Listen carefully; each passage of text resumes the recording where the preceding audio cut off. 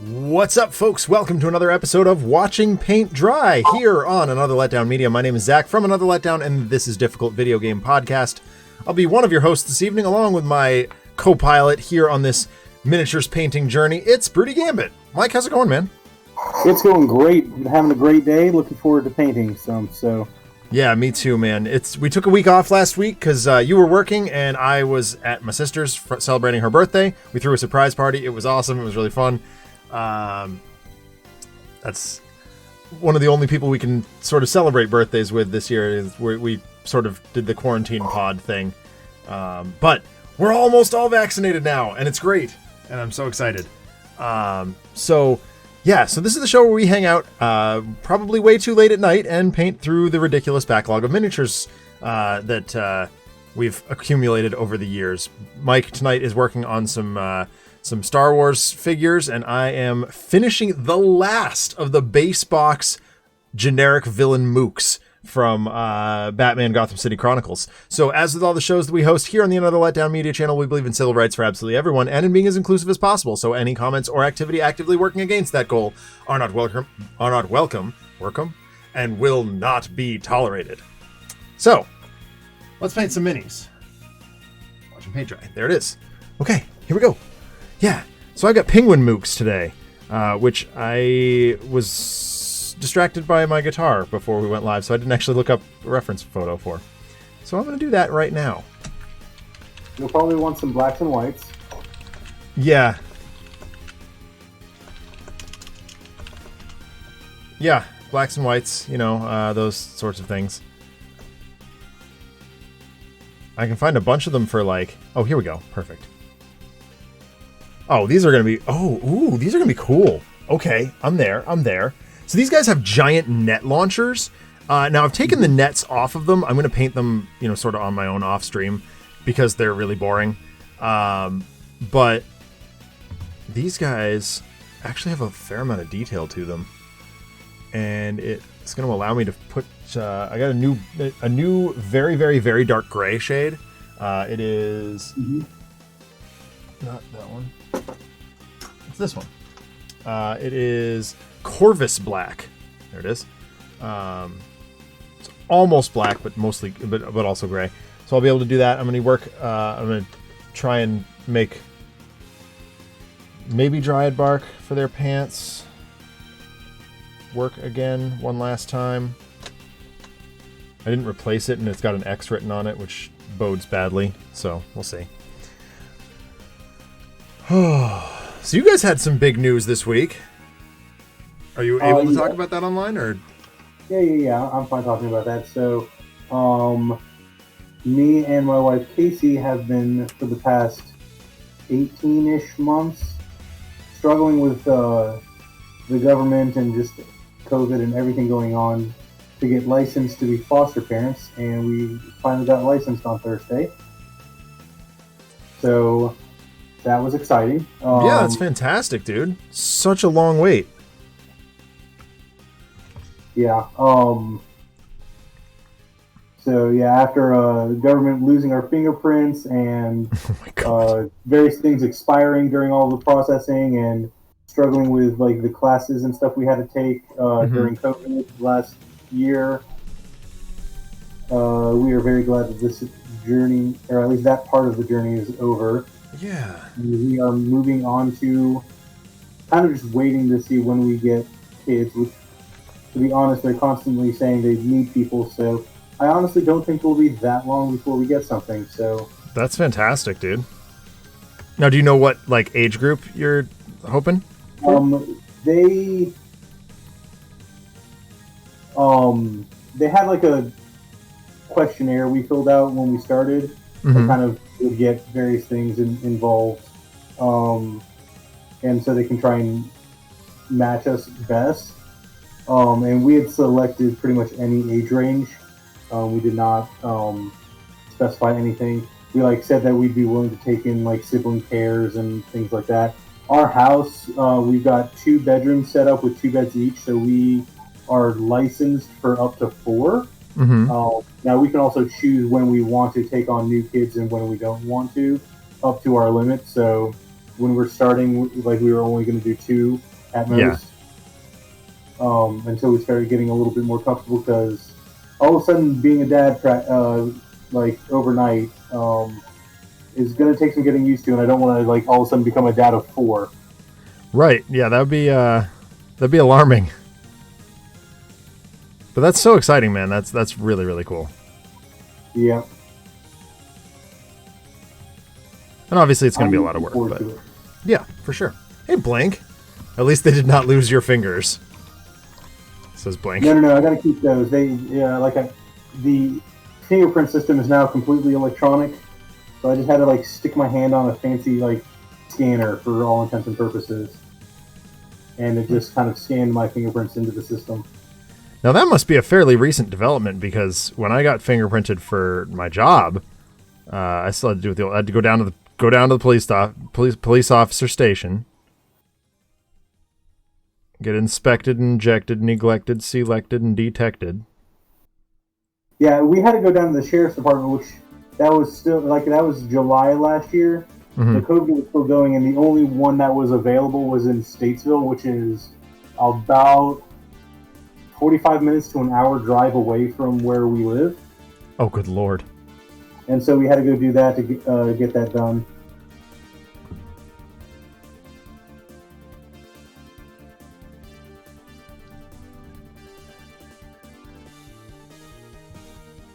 So yeah, when we were told that they lost our fingerprints, and we were not too happy about having to potentially go back and take that drive again. Yeah.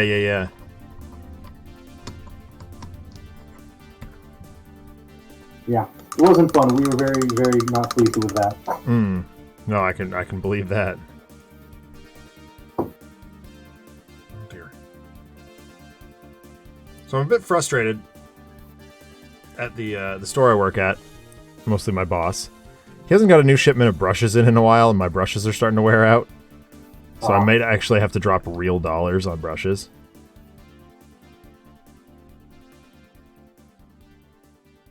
But on the other hand, I did just get in the first of many deluxe hardcover editions of the Teenage Mutant Ninja Turtles IDW comics. Oh, good. Yeah. That's exciting. I got the, of course it was volume 4, which is not super helpful considering I'm on volume 2 reading it right now. Yeah, it'll get you there. Eventually. Yep, exactly. Hey, RPD. Our resident night owl is here. Or early morning owl. As it's definitely early morning in Denmark. Hope your time is going well. I'm gonna go with that. Yeah, I got that.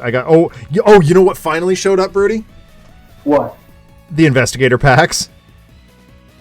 Oh, nice. Yeah. Yeah, I just got the Lair of Dagon in the mail today. These cards, and it's pretty nice. Yeah, we are getting that one in on Friday. It should have come in this week, but because of the new Magic release, it was delayed. Stupid Magic ruining everything for everyone. It really does. It's kind of obnoxious that way. All right, I'm just gonna paint right over the eyes here. We'll get them in post. We'll fix it in post, you guys. Things that I hate saying as a video editor.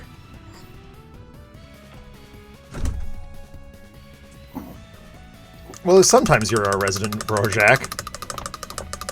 In terms of the psychological evaluation. Blink says, I was 17 when I got fingerprinted for a security check. Yeah, I mean, the last time I was fingerprinted was when I got my job at the school. I find it funny because, like, this is the first time I've been fingerprinted, and for my job, I do have, like, some level of DoD clearance. Yeah, that does seem a little... But it did not require fingerprints for me. Making you 57 and 2 months, Blink. I'm doing math.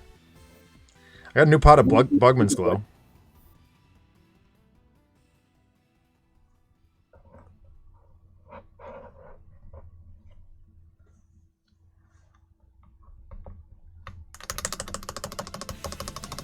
I mean, I am the person in our circle most likely to shout, I'm not trapped in here with you, you're trapped in here with me. Yeah, exactly. See?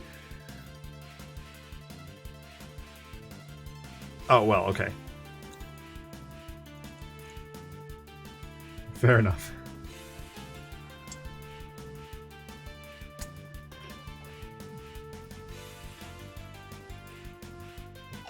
So I almost pulled the trigger on a bunch of Mandalorians today. But then I was like, I don't need these. Yeah, you do. But I don't need to be adding things to my painting list. Yeah. I asked Paul if he, because like Paul's Destiny Guardian is like decked out like a Mandalorian.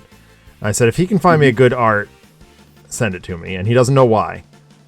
So if he sends me a good art of his Mando Guardian, I will pick up that pack of Clan Ren Mandalorians and paint one up as his Guardian, because that'd be kind of fun.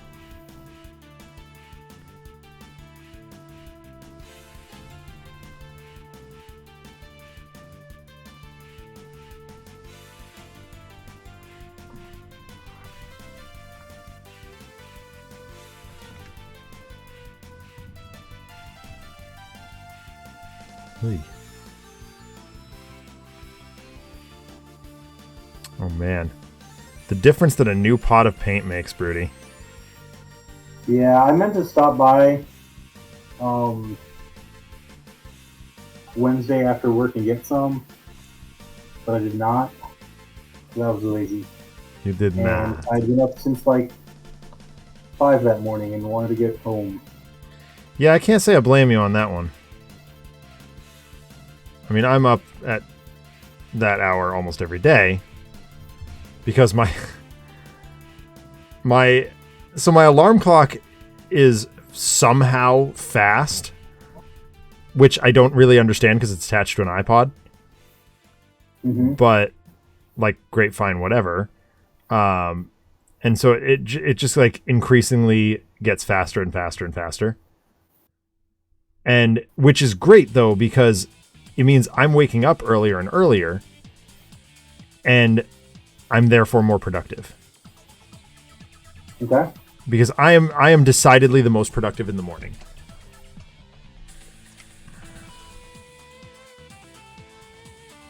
Yeah. I think my productivity is weird. And I can be productive in the morning, and I guess for the most part I usually am. But like my energy level is less dependent on like how much sleep I get and more on what time I wake up. Yeah, sure. So it's like if I go to bed at like 3 in the morning but wake up at like 9, have a lot more energy and a lot more productive throughout the day than if I went to bed at 10 o'clock and woke up at like 6. Yeah, that's fair.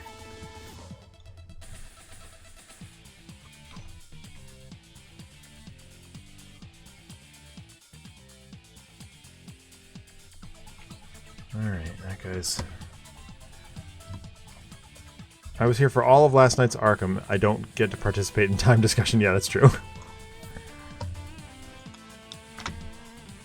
Yeah, so I was just talking to Broody before the show, RPD. We're not doing that kind of thing again. That was like that mistake was on par with the 9-hour Gear stream. We are going to Trapped in Arkham is now going to be hard capped at 2.5 hours. Or I'll say hard capped at 3 hours, but at the 2-hour mark, we're going to start winding ourselves down. Because if you watched you watched the whole thing, we were most entertaining at the very beginning and the very end of that stream. And, making each other laugh more at that point. So we're just going to try and lean into that. If a game has to get paused halfway through, like, that's fine. We'll just pick it up in 2 weeks when we're back at it.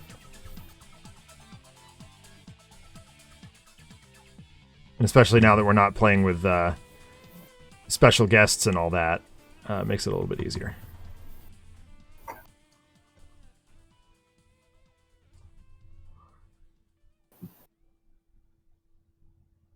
But I am excited for Cthulhu Death May Die. That's going to be fun. And Mansions of Madness. I have not played that one. What is that? It's in a similar vein. Prevent the End of the World.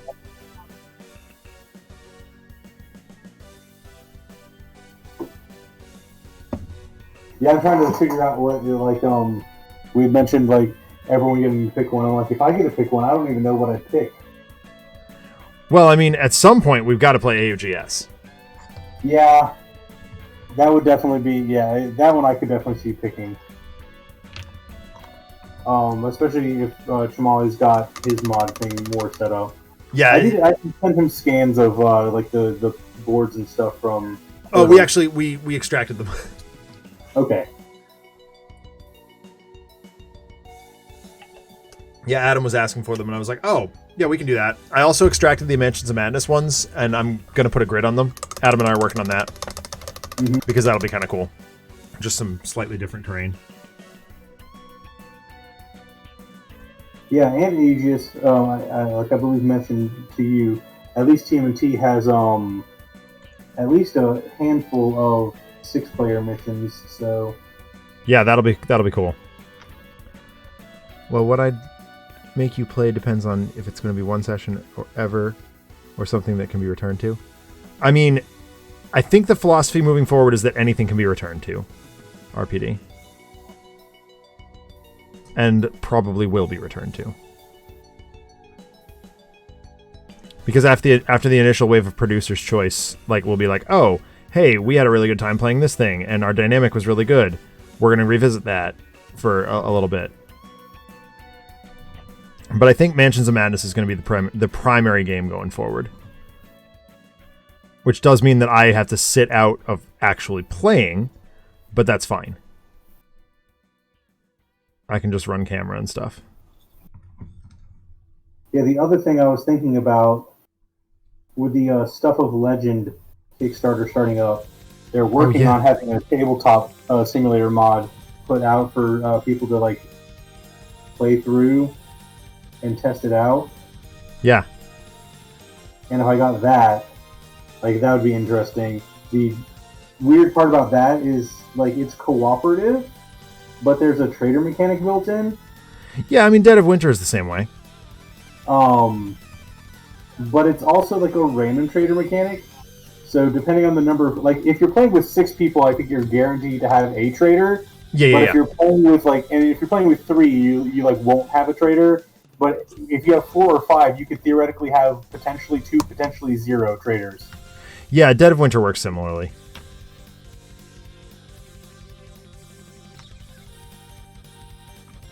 And we'll be playing that at some point. With 6 players, you can have up to 3 traders, which is hilarious when you have half the group against each other.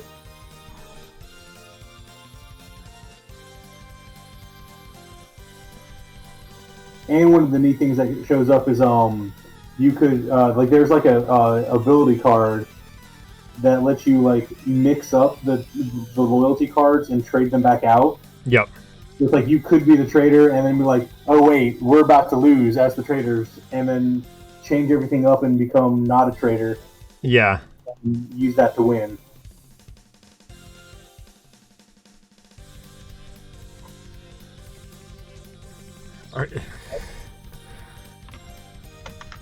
I mean,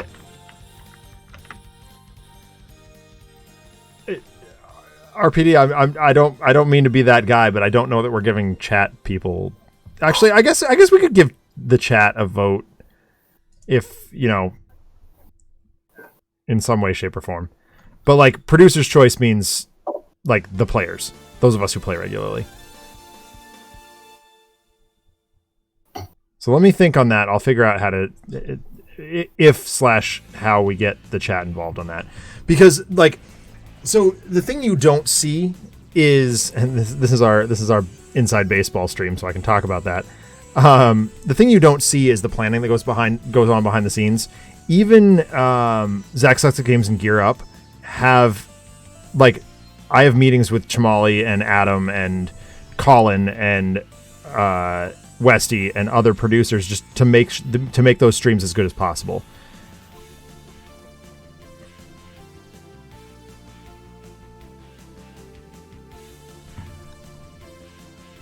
So I guess you're right, RPD. I do credit you with as a producer on a lot of stuff, and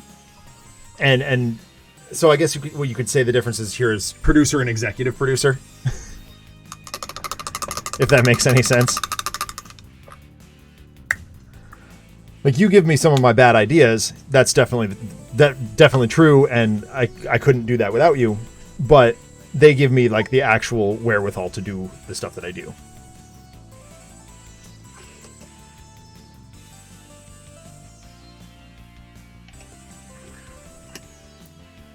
That said, I don't see why at some point we might we wouldn't be able to solicit chat for suggestions for games.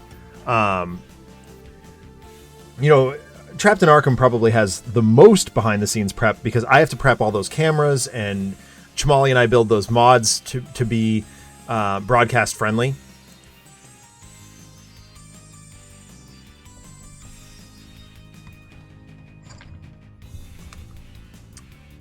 All right. Let's go with... Where's that new one? There it is. Corvus Black.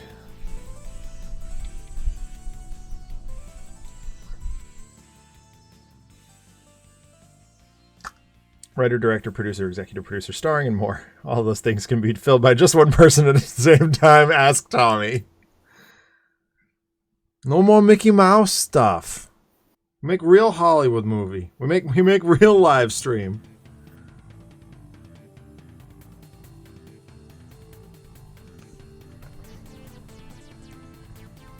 The bank not promote me. It's not fair.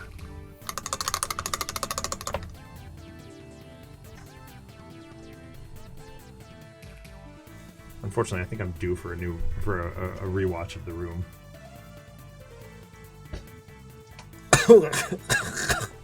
Dying a little. Don't die. Kombucha down the wrong tube.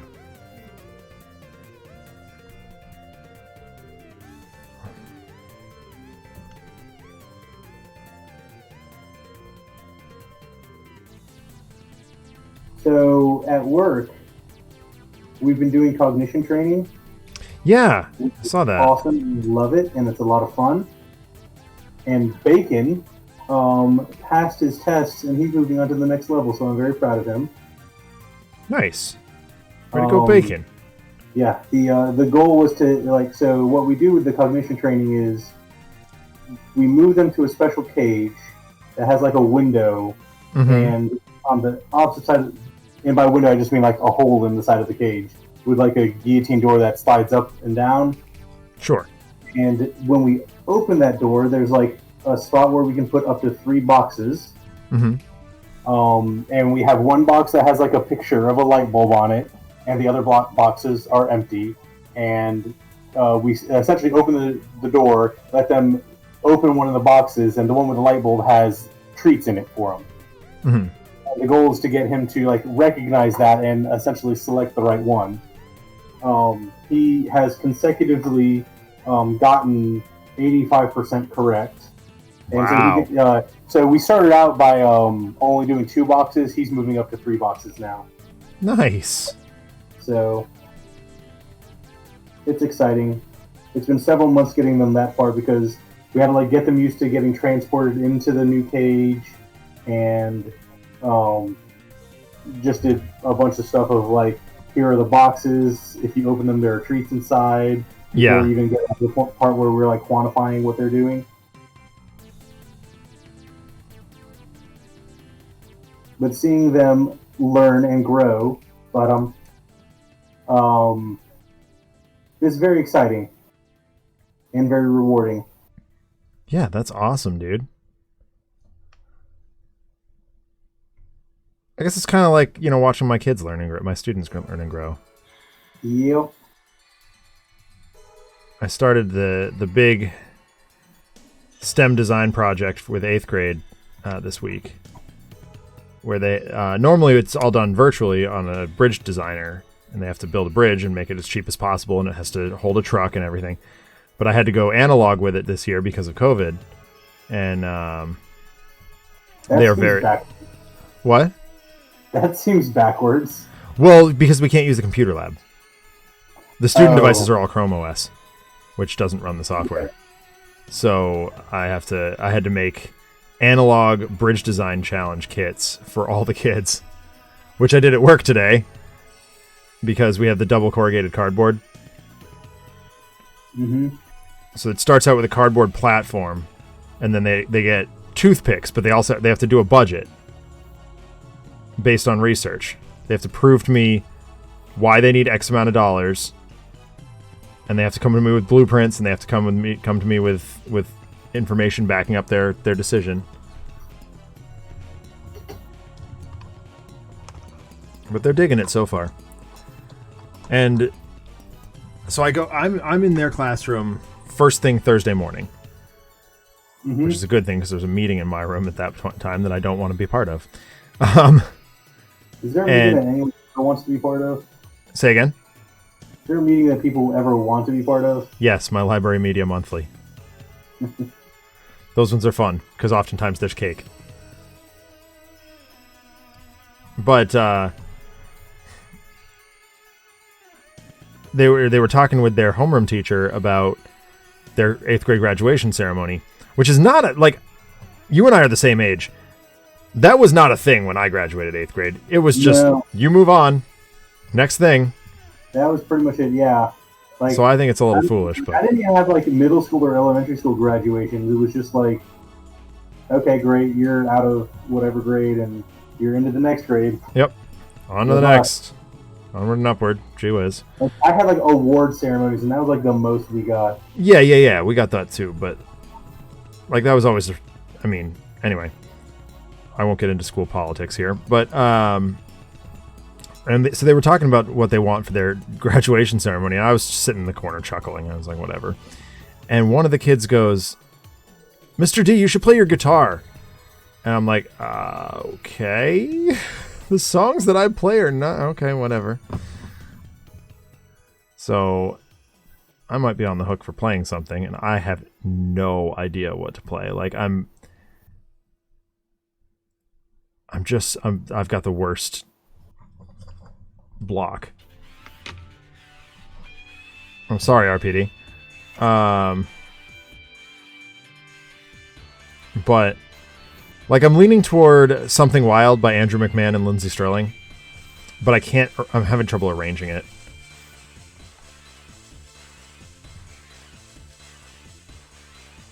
Because I don't have the violinist, right? Yeah. And I don't have the violin backing track, so the solo guitar sounds kind of dumb.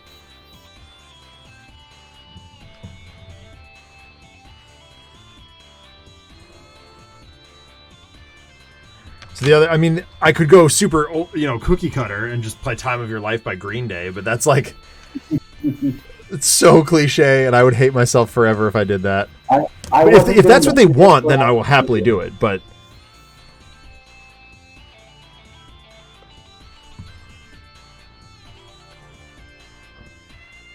Yeah, I remember the time when pretty much every graduation had that.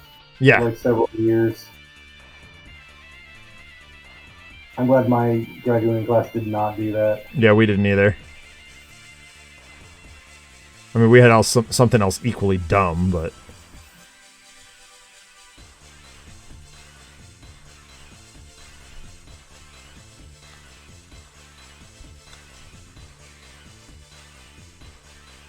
And I'm loving these Fleet Troopers that have like all of the 70s stashes. Oh, that's sick. It's so great.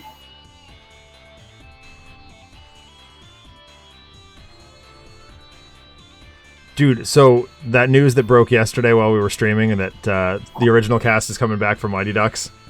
Yes. I am so excited. Except for Charlie. Well, we don't know about Charlie yet. Yeah. There was a report that I read that says Josh Jackson has like a fairly significant part. So I don't know. Doesn't that drop this week or next week or something? Next Friday. Yeah, we got a double dose of Disney Plus next Friday. Oh, because the next Falcon Winter Soldier will come out also? Yeah.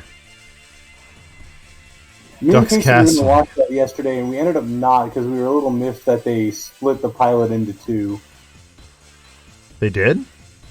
Yeah. Like, the pilot is essentially a two-parter, and you're getting the second part next week. Oh, it didn't seem like a cliffhanger to me. Yeah. I have no idea. The first episode was 50 minutes long. So was it supposed to be a 2-hour pilot? I guess. I have no idea. Jeez.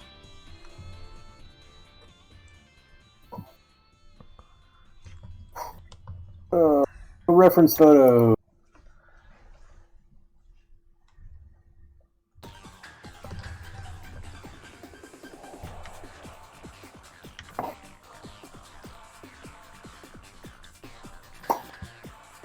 Xandri dust.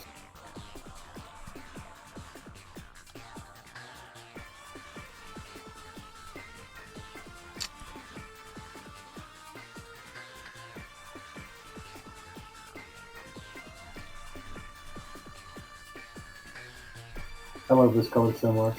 Xandri dust? Yeah. Yeah.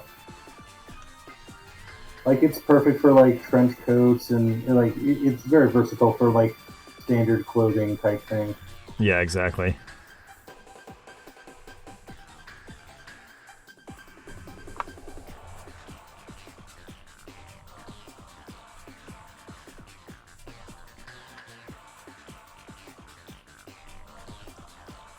So I ended up watching the Snyder Cut on Friday. Yeah. I took off of work. Casey had a furlough day Friday, and so since it was just really convenient timing, I ended up asking off the same day, and we ended up watching it, and I really, really enjoyed it. Did you watch it in color or black and white? Color. Okay. That seems to be the I consensus. didn't see the option to watch it in black and white. It's called like Justice League Justice is Gray or something like that. Yeah, I just saw the standard version in full color. Right in on. the IMAX like formatting. That is so weird to me. So it was like a full screen, but it didn't bother me that much. Like, once you got into it, it's like, okay, I'm still just watching the movie. So how much knowledge does one have to have about the other DCEU films to make Justice League work? Because I hated Batman vs. Superman. I thought it was such hot garbage. That is literally the only one you really need to watch. Okay. So I'm going to have to rewatch that. I guess you really... Like Man of Steel and BVS. Like Wonder Woman, you don't need, which I think came after anyway. Mm-hmm. It came before. It came before, yeah. It was right after BVS. Yeah, Wonder Woman, you don't really need. Suicide Squad, you don't need. Those are the only two that came before. Aquaman and Shazam were after. Right. Okay. Justice League anyway. So yeah, you pretty much just need to watch the Snyder movies. Okay, that's. I'll probably have to go back and rewatch that then. Which is gonna. Yeah, that's what me and Casey ended up doing Wednesday, I want to say. Yeah. We watched BVS again, which, like, I love BVS. I can't stand it. And I understand that I'm in the minority, but, like, I thought it was really great, and I enjoyed it a lot. I remember wanting to like it and being like, oh my gosh, this bit could be so much better, and here's how. Like, I could specifically tell. I nudged my buddy Eric and was like, I can specifically tell you this is how this movie could be better.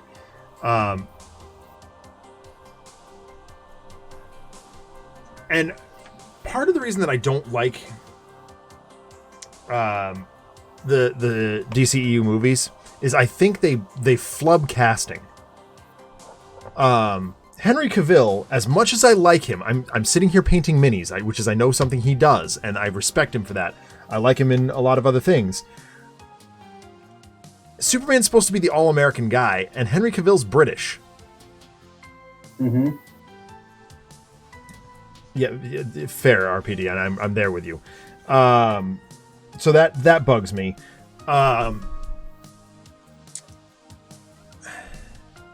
But like the CW cast their Superman. They have Tyler Hoechlin. Yeah. From Teen Wolf. Yes, from Teen Wolf, and I freaking love him as Superman. I think he does an amazing job. I don't know if you've seen Superman and Lois yet, but it's really good. It's really good. It's more about Lois Lane than it is about Clark. So far. And you don't have to know, like, the entire story of Supergirl in order to watch it either, which is really nice. Yeah. They grabbed, like, one or two niche characters from Supergirl and spun it off. And I'm like, okay, yeah, let's do this. This is great.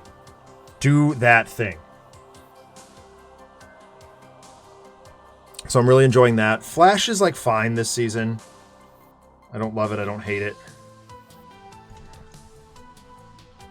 I don't think this is going to work. Well, maybe it will. Oh, Jesus.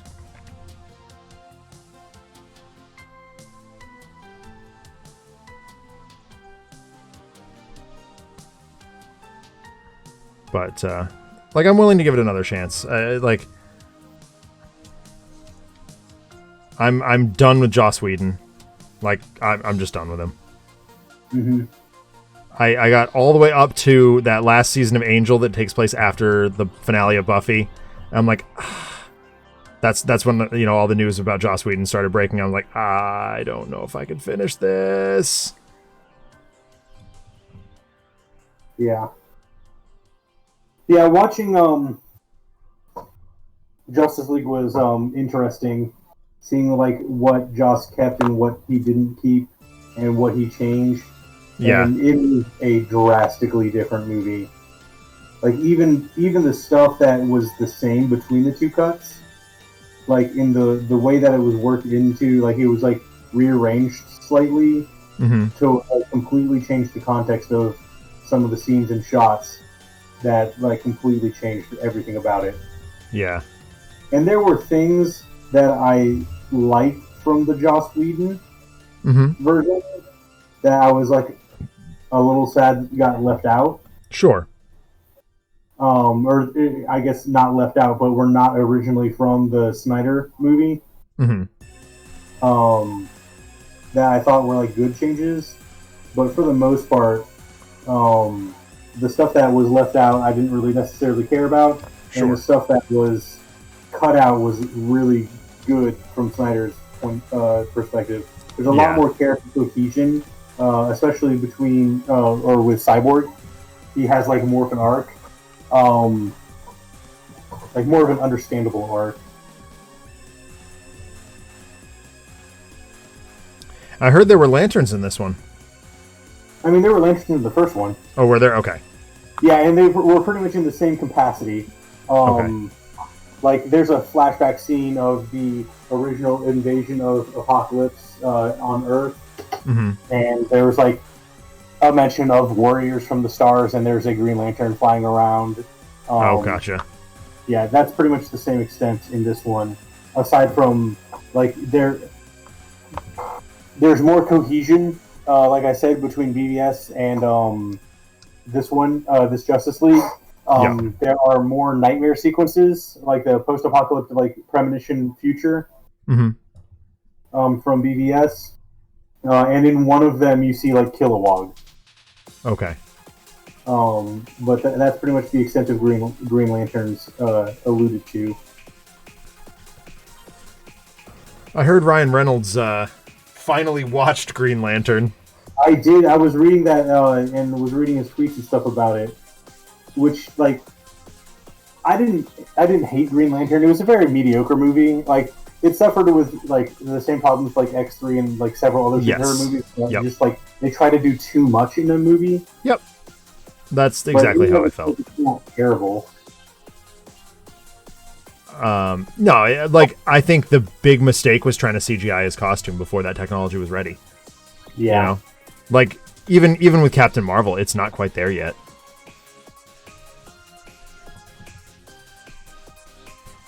But yeah, seeing him watch it again and be like, hey, you know what? This actually wasn't that bad, actually. Yeah. I'm like, yeah, that like I completely agree. It wasn't that bad. There are significantly worse movies and worse superhero movies out there. Definitely. I mean, X-Men Origins Wolverine. Yeah. Significantly worse movies that you are in, Van City Reynolds. Yeah.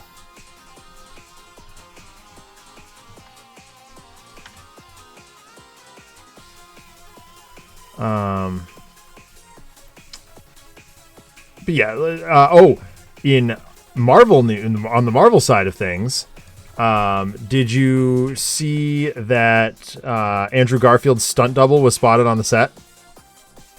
No, I did not. Yeah.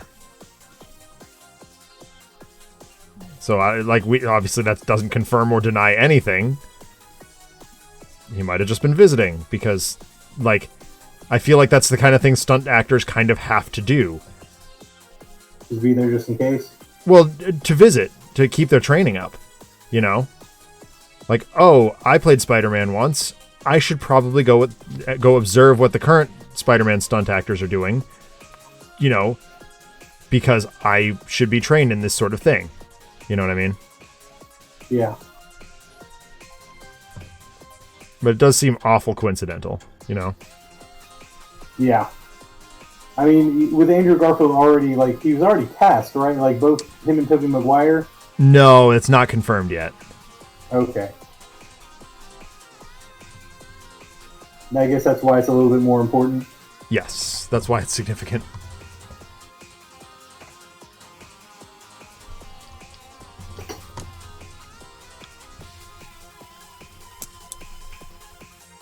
It was confirmed that there was at least one stunt actor on set, says RPD. And then he also said they should have waited until CGI costume tech was ready, like it absolutely was in Cats. Oh my god.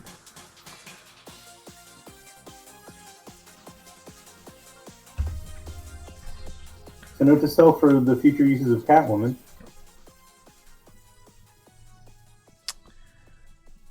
If you could cast anybody as Catwoman right now, who would you cast? Because I feel like they've messed that character up so many times. Michelle Pfeiffer was great in whatever weird BDSM fantasy Tim Burton was concocting. Yeah. But Halle Berry was a terrible choice. Yeah, that's one of those, was Halle Berry really a terrible choice, or was that just, everything else about that movie was bad? Could she have potentially done a good Catwoman? I think she could have. Oh, yeah, sure. But for that particular... Yeah, for whatever they were doing, I don't think, you could have cast literally anybody and it would have been awful. Equally just as bad, yeah. Yeah, that's a tough one. Right? Anne Hathaway was a lot of fun to watch in the Nolan Batman. Yeah. But again, it just felt that movie fell short of the mark, and part of that was because it wasn't The Dark Knight again. Yeah. I do have a poster behind the green screen somewhere of Anne Hathaway as Catwoman. It's a wanted poster. I picked it up at some random convention somewhere. That was Angelina Jolie. What? I was just making a different comic book movie joke. Oh. Wanted had Angelina Jolie, not... Oh god, that movie was bad. There's nothing James McAvoy could do to save that one. No.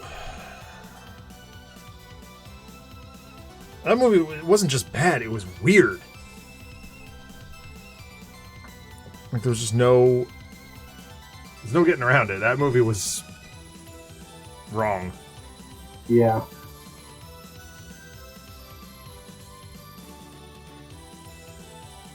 Especially when Mark Miller, when he writes those stories and draws them. Yeah. Or gets them drawn, he has the characters drawn with casting them already thought up essentially. Right. And then to not use those characters as casted in the comic, or at least not even try or attempt to, It's just like, what? like the character is designed with someone in mind, and then I mean, I guess you can't always get the same person, but Right. sometimes you just get someone that's so different that it's just like, wait a second. What is why? It's like when you have a character that was created with Eminem in mind, and then you get James McAvoy to play him. Yeah. Mark Millar writing Catwoman sounds like a nightmare scenario. I don't know. I have a lot more faith in Mark Millar than Adam does, for example. I quite like Mark Millar. I think he's a good guy. He writes decent stuff when he's writing for his own good. Like when he's writing for the corporate machine, he's pretty rubbish, but like Jupiter's Legacy was really good. Which is on Netflix now, or is coming out soon, I think. Yes, that's correct. I don't know if I'm going to watch it. I'll be honest. I'd never heard of it until I saw like a random trailer for it. So Jetpack Comics won a like launch party with Mark Millar. Like he flew out with Sean Murphy and did a whole event at our store. Mm-hmm. So I will always have kind of a soft spot for that comic.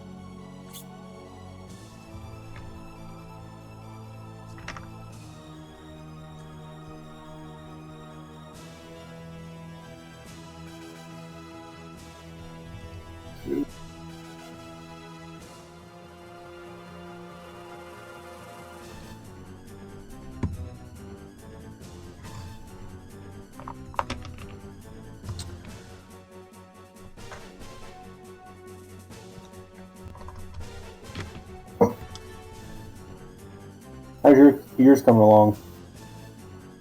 Say again? How are your minis coming along? Once again, I'm running into that weird, printing defects problem. Mm-hmm.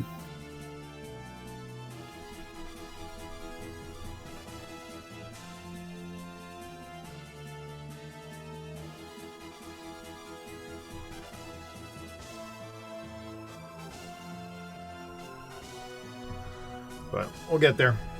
Ooh, Just a slow that roll. does remind me. I do have to say,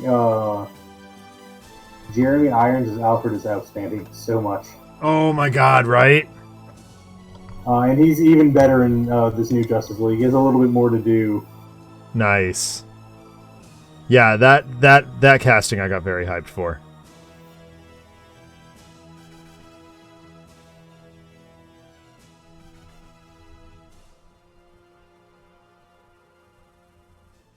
I'm like one of 5 people who wasn't disappointed with Robert Pattinson being cast as Batwoman or Batman either. Can you tell I've been watching CW shows? I have given up worrying about casting until I see the movie. Yep, same. Like after Heath Ledger like completely stunned me. Yeah. As Joker, I've just been like, okay, casting directors know what they're doing.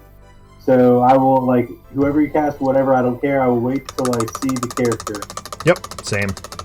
And, like, when everyone was harping on Batfleck, I was like, just wait. No, I was there for him. I was like, oh, you give me Batfleck. You give me that Batfleck. Yeah. I mean, okay, part of that is where I'm from, right?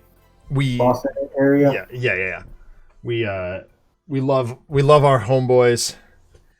And we will always love our homeboys, but no, I have tremendous faith in Ben Affleck. I think he's a great actor, and he doesn't get the role. Like he just like they don't give him the work that he deserves anymore. Yeah, and he has really shown himself to be like.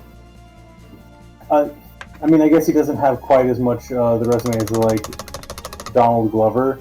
In terms of like Renaissance man type thing. Right. Like Donald Glover, like writing, directing, producing, singing, like he does everything. Like Ben Affleck, I haven't heard him drop an album, but for the most part, can literally do just about as much, other than the singing part. Yeah, he's not Hugh Jackman level, but he's. Yeah. I would definitely put him upper echelon of active performers in terms of range.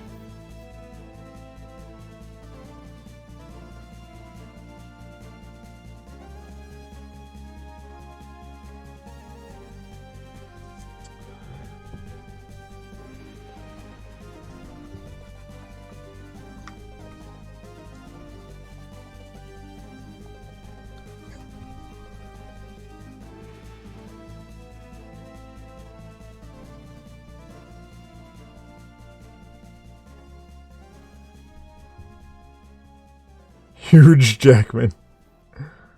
Huge Jackman? Huge Jackman.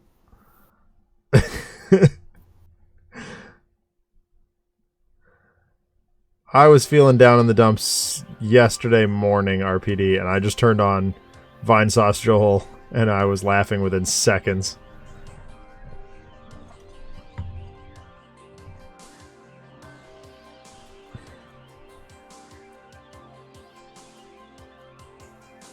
That guy is a comic mastermind.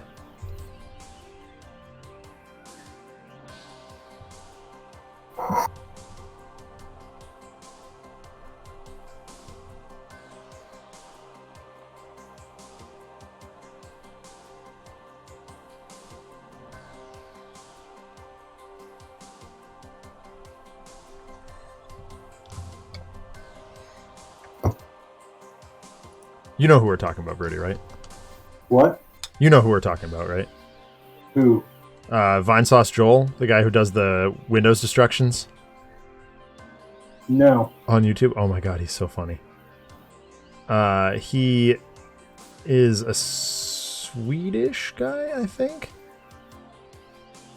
And he posts YouTube videos of him installing virtual machines of literally every operating system ever, and then intentionally installing malware on them. Okay. To see how long it takes to break it. That's good information to know, at least. Not the way Joel presents it. RPD, what was the one that he prank called the advertisement?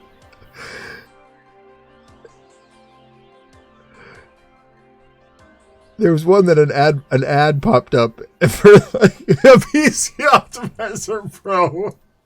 That's right. It was PC Optimizer Pro, and he prank called the advert agency.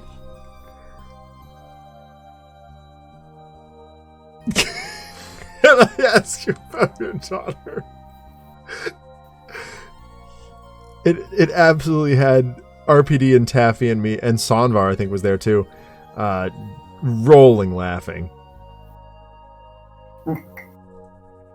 It was so funny. Thanks, Casey. He also does things like he makes like death trap parks in Roller Coaster Tycoon. Awesome. There's Oh my god. I sexually identify as an attack helicopter, and you will check your privilege. Yep, that was a Joel line.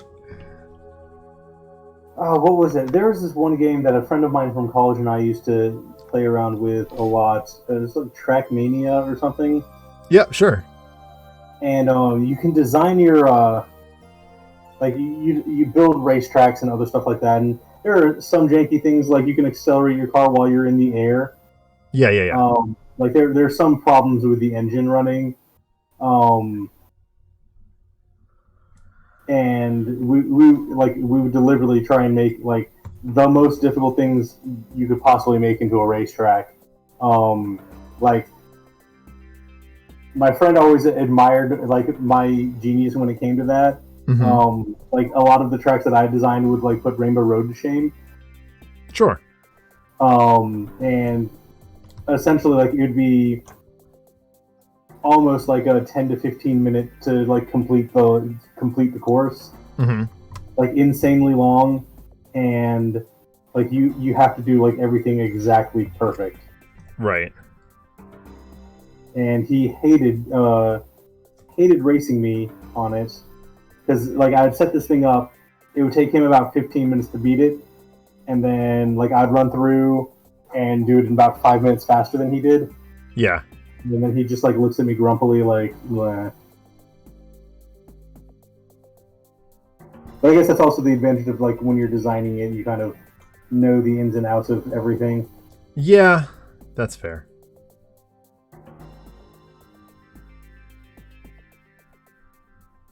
But I love making death traps and other things to just make it intentionally just stupid difficult. Yeah.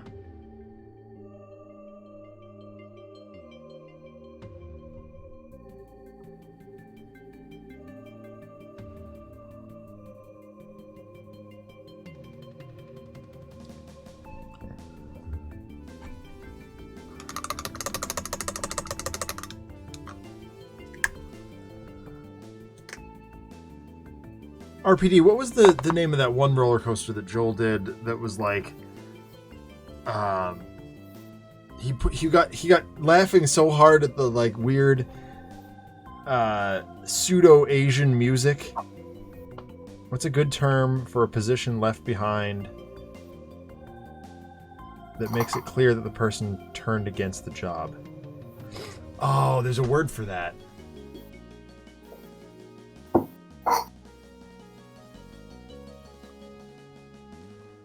Oh man, RPD, it's late on a Saturday night. My brain is in mush mode. Term for a position left behind. That makes it clear that the person turned against. What do you mean, like job. turned against the job? Yeah, that might help.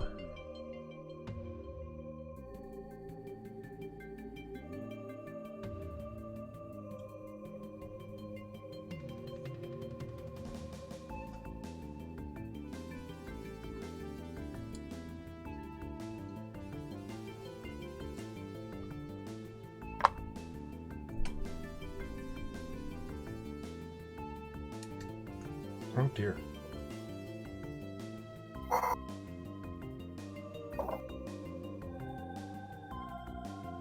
I need some new Mechanica Standard Gray pretty soon. It seems to have gone clumpy. Ish.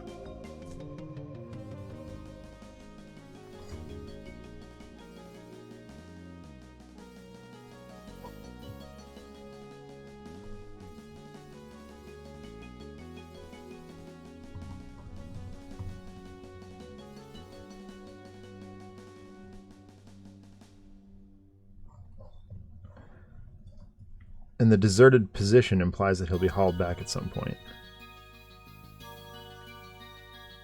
I don't know, man.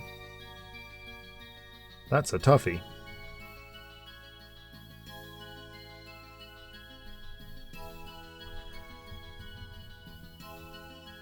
It doesn't really taste like anything, Blink.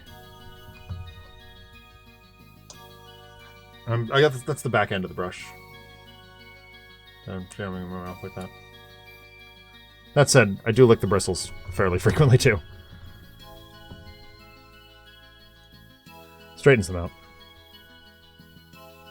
Sort of. Paint episode of Il Alimento, here we go. I don't know, talk to Adam. We'll see if we can make that happen.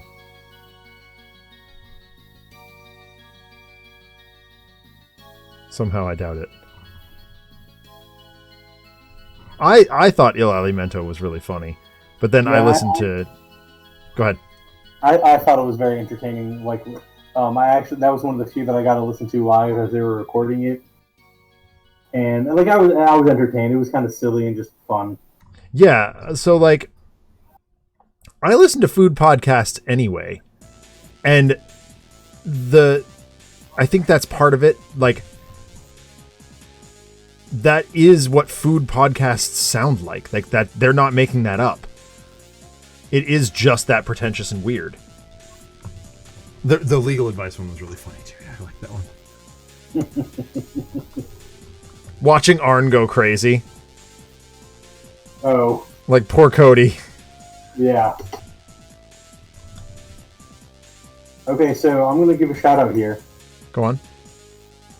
My sister got me the Screamer Pink. Yeah. It's like just the right amount of purple and red kind of together that doesn't even have pink in it. I used it for his like undershirt. Nice. Oh, good one. I've been finding excuses to use Screamer Pink because I really like it. Yeah, I do too. It's one of my favorites.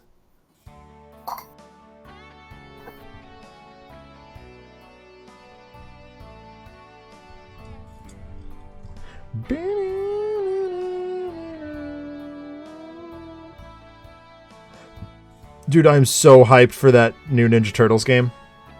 I know, that looks great. I apparently just found out, I was peeking into it. Mm-hmm. There was one already for the Xbox One. Yes. It was like TMNT. It was like a hack and slash, like Streets of Manhattan or something. Yep. Like, I had no idea that had even come out, and then like it just popped up when I was like trying to peek into and find the other one. I was like, let's add this to my Amazon wish list. Because I was like reading the reviews, and it's like 90% user reviewed, and Mutants in Manhattan. That's it. Thank you, RPD. Thank you, RPD. But I was very intrigued and sad that I completely missed it. Apparently. Yeah, same.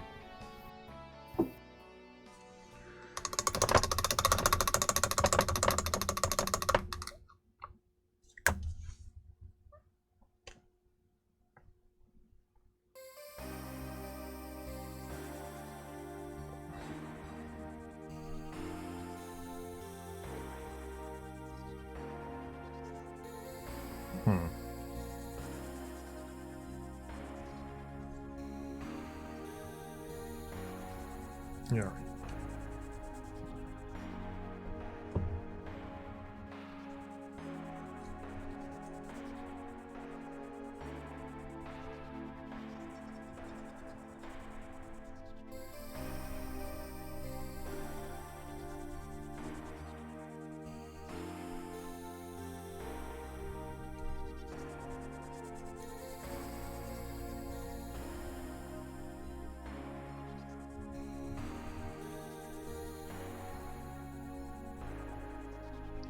I love how it's taken the board game to get me back into Turtles. Like, Turtles used to be my jam when I was a kid, and then I just like kind of didn't care for a while, and now I'm like, oh my god, I got to read all this stuff.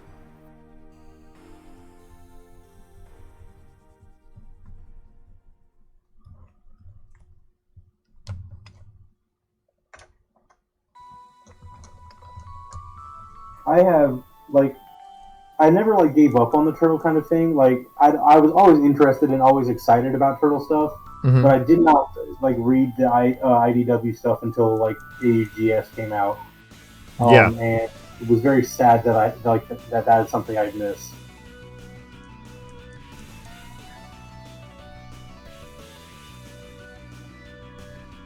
Have you read all of it at this point? I have not. Okay. I've read up to where I've read up to the free stuff that I got with AUGS. Gotcha. Which I think is like the first 9 like normal trades. I think it's like oh wow, that's a lot of free stuff. Yeah, it was like over 100 comics because it wasn't just like the actual like main series. It was like all of the micro series. Yeah. So like, all the individual Turtle issues and the villains and like Casey and April. A couple of the random miniseries, the Mutanimals miniseries. Yep. Yeah, it was like 100 or 200 different issues. That's impressive. Yeah, it was pretty much anything you would need that ran along the story arc of the game. Gotcha. Okay, that makes sense. And did they get? Oh, it hasn't shipped yet, has it? What? Or wait, did they give you physical copies of them? No. They gave me a digital code on Comixology. They're digital. Okay, Gotcha. But they sent it out to like every backer. It was like, hey, every backer gets a Comixology code for all of these issues for free. It's just part of the deal. That's really very generous. Yeah.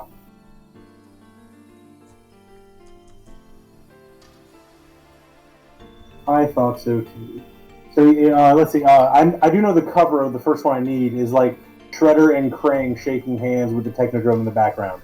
Gotcha. I know exactly which one that is. I forget the art that's called, but that's the one that's the first one I need to buy. And all of them are on my like Amazon wish list. Yep. Well, like the problem is they're all going out of print because they're replacing them with the giant hardcovers. The version is the like Comixology, like buy it from the Comixology account, so I can watch them all digital or read them all digitally with all of the other books that I have. Sure, Broody. Murder the brick and mortars. I see how it is. Nah, it's fine. I was about to say, I've got this giant bookshelf. I'm going to rotate my camera if it'll work.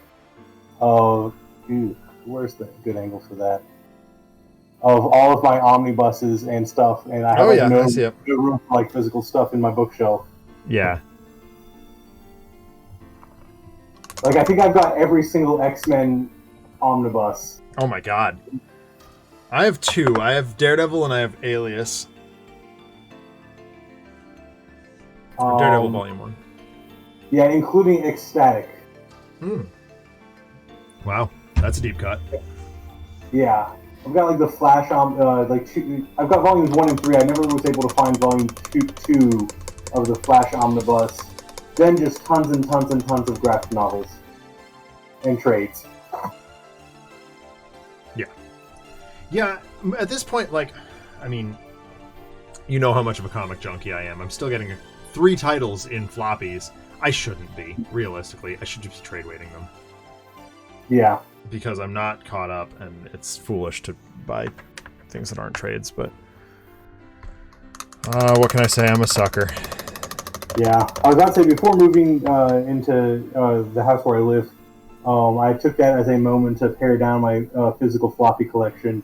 So instead of having 14 long boxes and like 12 short boxes, like I just don't have like physical floppies anymore. Aside from like one short box full of a collection of stuff that I really liked. Yeah, I have a lot of Silver Age stuff that lives in boxes, but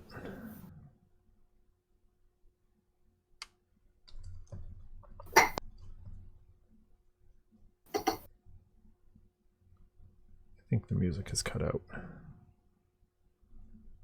I will fix that.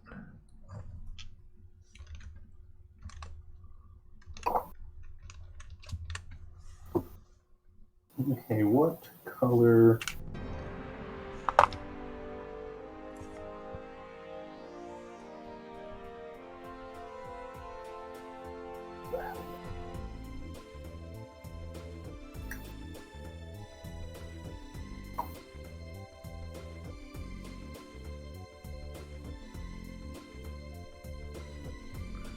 One box of comics, and besides Gru and Superman, Spider-Man, I could not tell you what comics are in it. Dude, Gru is awesome. Who? Gru the Wanderer. And the guy who creates it, Sergio, is an absolute champion.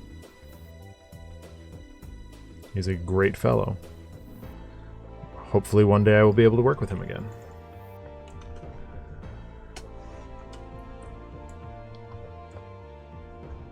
Well, maybe. I don't really work much at Comic-Cons anymore.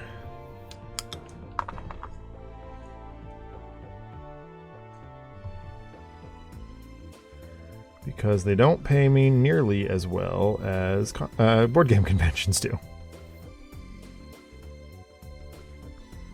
The return on investment is not solid.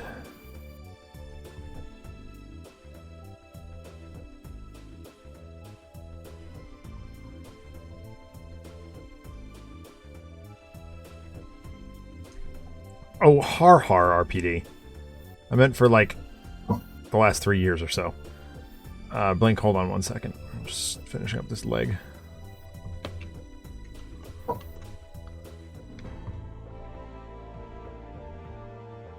I may have both the first appearance of Gru and Gru number 1. Oh, nice! Well, that's fantastic.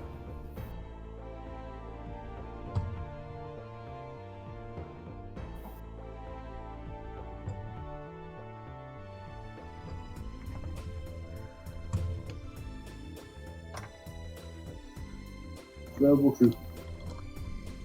So many of them. I thought about breaking out because I still have like a trio that came with Imperial Assault that I still have to paint. Yeah.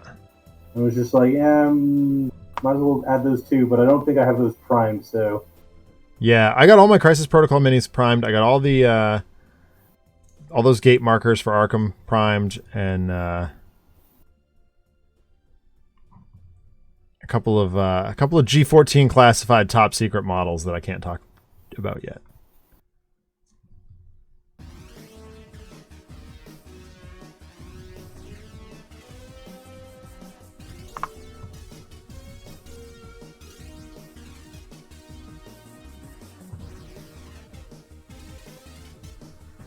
So, what did I think of the short version of the backstory for Silver Ball I sent you? Oh, I really liked that. That was cool. I really, really did. I thought that was really neat, RPD. I'll be honest with you. That is my recalling my reaction. I don't actually remember much of the story. I just remember reacting very positively to it.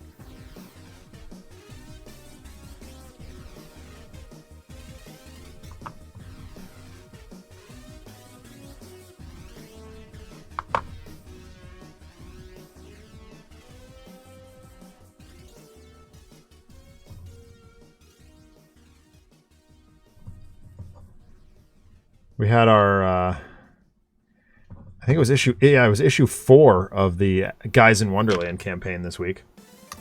Oh yeah? Was that exciting?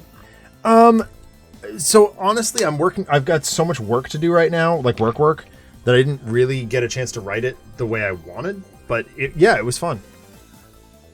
That's good. Yeah. I just, So, I'm in a couple D&D campaigns. Yeah. And, once again, digital items are just easier at times. Oh, yeah.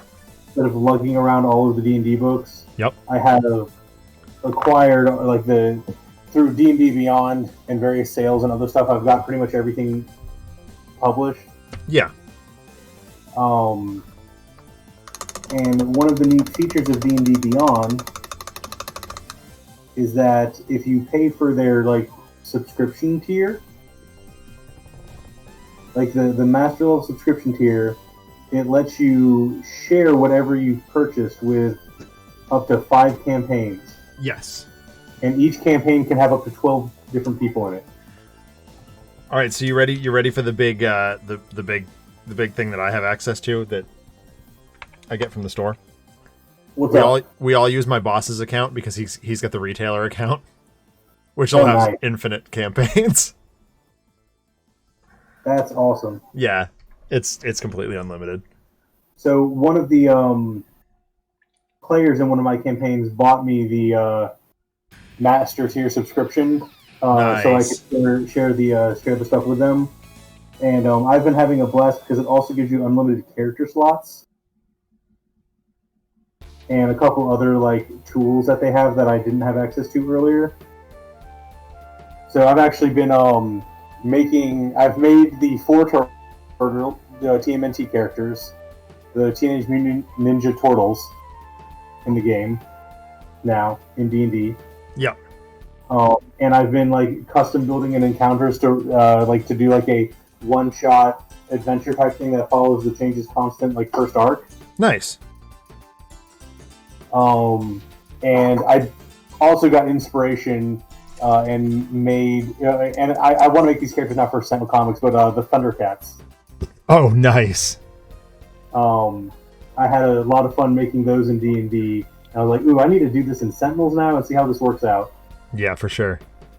Blink, yes, I did. I kind of skimmed around. Like, as you would expect, that's the interactions in that game are things that I've seen before. I won't necessarily say that I've seen frequently, but yes, I've definitely seen them before. So yeah, that was definitely a thing that happened.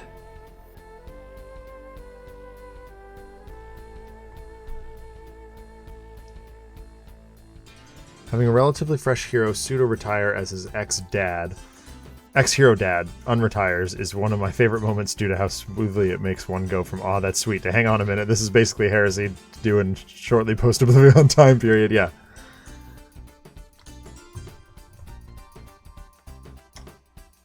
Oh, shoot. He's not done yet. I'm a liar.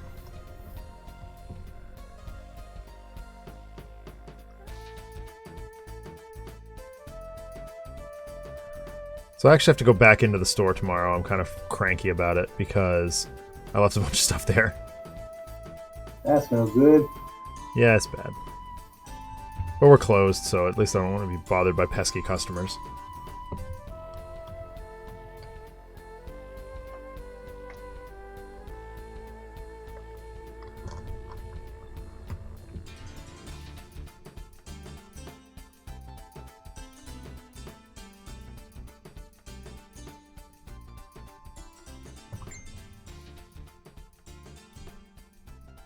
But you or me. What? Something just dinged. My phone's on silent, and I definitely have everything on mute right now. That probably means it's me.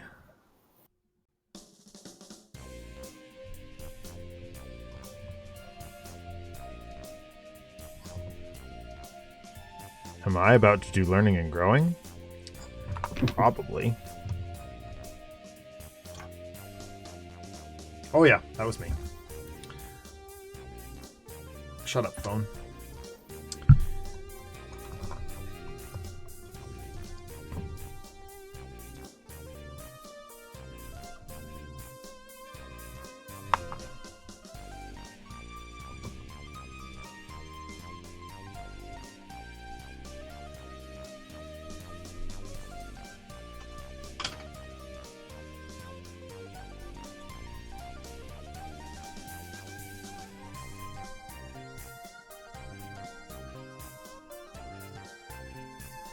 Wonder how Captain Kirk's Sentinels game is going tonight.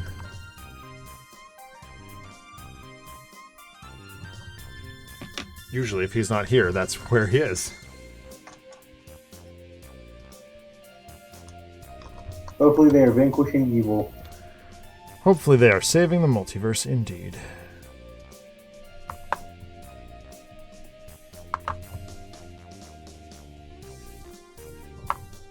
So did you watch that Definitive Edition stream, or just kind of have it? I just had it on in the background. Yeah. Chamali and I were working on setup stuff for Mansions of Madness. Yeah. Yeah, I did not watch it, but I was just kind of interested to see how it went. Yeah, I mean, I've played so many games of it at this point that it's like, all right, whatever. Yeah.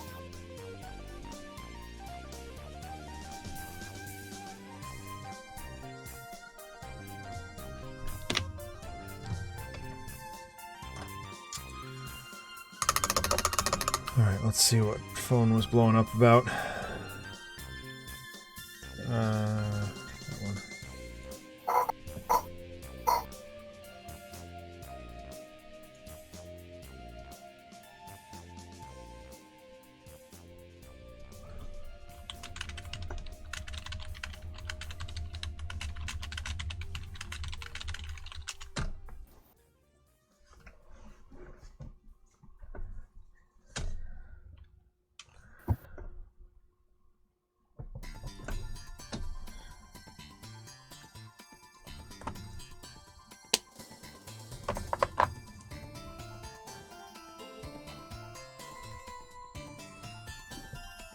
Looks like we just booked our hotel for the first post-COVID Comic-Con up here in New England. Which one's that? Bangor Comic and Toy Expo. It's a 3-day up in Bangor, Maine. I've never been to Maine. I love Maine. It's wonderful. Not the least of which because my brother lives there. I'd say I've been to most... I think I've been to like every state this side of the Mississippi. Mm-hmm. Except for Maine. Well, you got to come up and visit them, man. Beautiful. I mean, realistically, though, once all this is over, we're gonna have big like pre-PAX nerd gathering. And just get us all together for like a week of shenanigans. Yeah.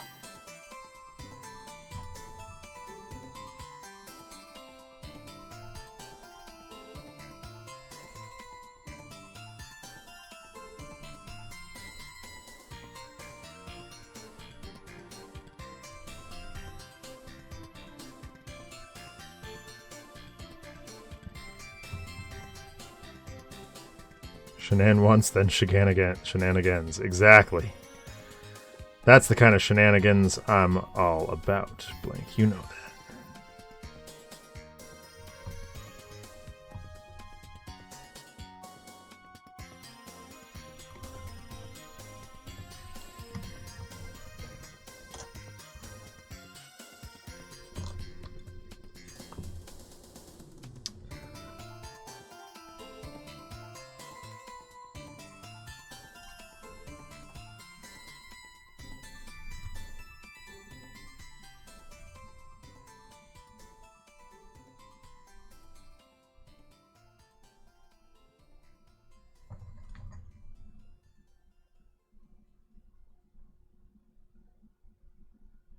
Last one of these Dookie helmets.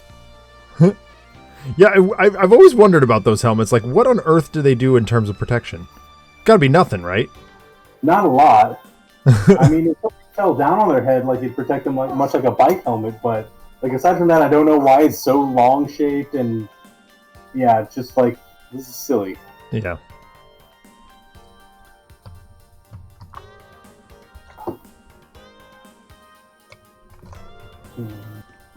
What color makes sense to make? I think flesh tone.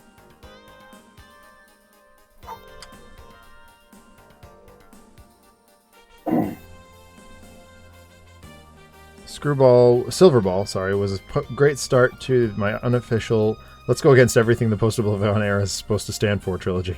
Nice.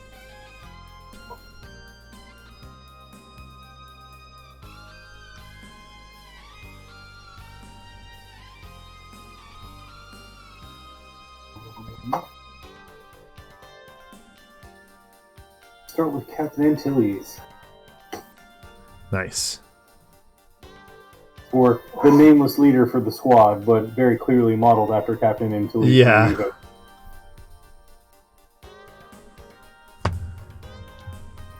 the man without whom the best pilot Ever to fly with the Rebel Alliance would not exist. Actually, Wedge and Captain Antilles were not related at all. Yeah, but they have the same name. They have the same name, but they're not actually related. Yeah, no, I actually knew that. Okay. It's like world building 101, where it's like you can have more than one person named Smith or something. Yeah.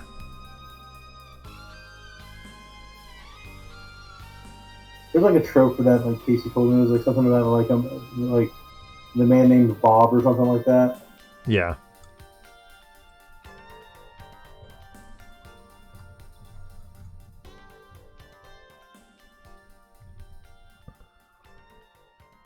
All right. Bust the agrax back out so I can do the bases, and we will move on. These guys were Pathetically easy.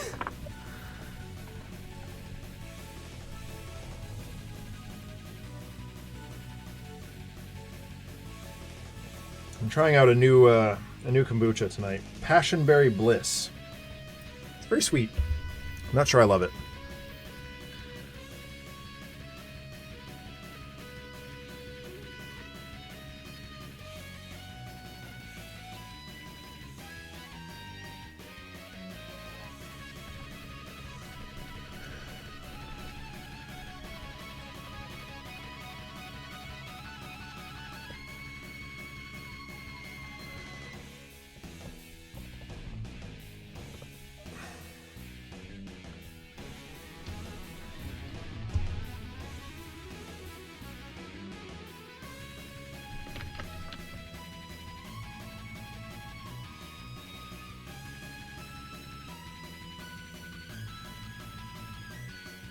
Right. That's what I was doing.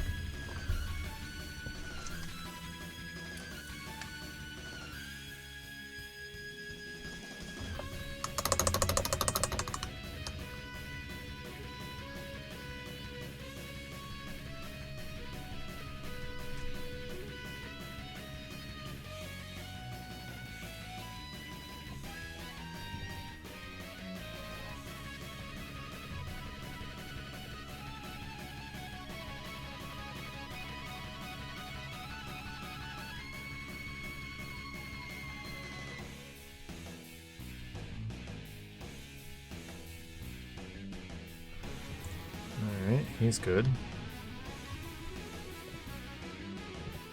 Go hang out with your little bug friend.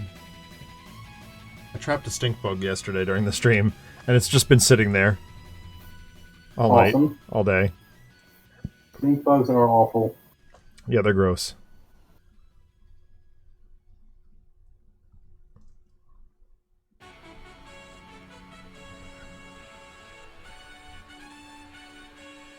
And they never go away either. They're just like there forever. And from what I've been told by the exterminator we've had at the house, their shells are too chitinous that like bug sprays and stuff don't get through it. Right. So it's like you can't spray or kill them or do anything with it. It's just like, okay. Yep, you just kind of live with it. Trapping a stink bug gets a reroll in my heart, so that means you won yesterday, and I don't care. Alright, thanks, RPD.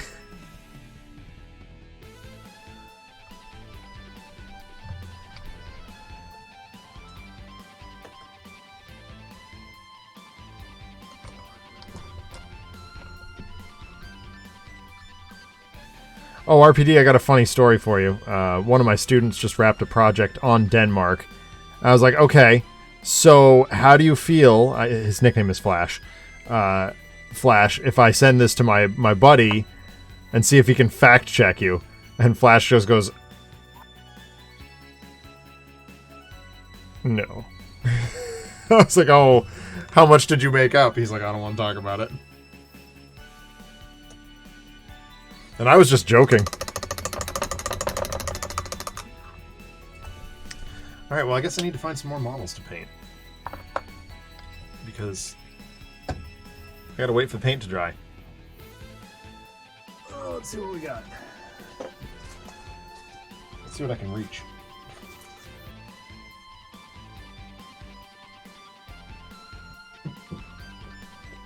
Nope. What's this? No, that's definitely not what I'm looking for. I'm probably going to bump the mic, so I'm just going to go off mic for a second. Where is it?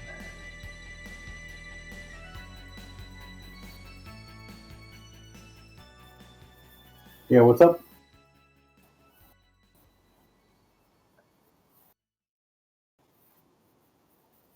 Haha, so I get to make up stuff for the chat.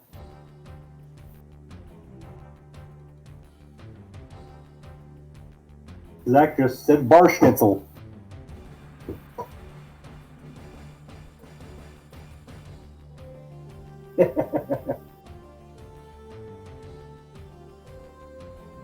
Oh my goodness, Zach's beating a puppy back there.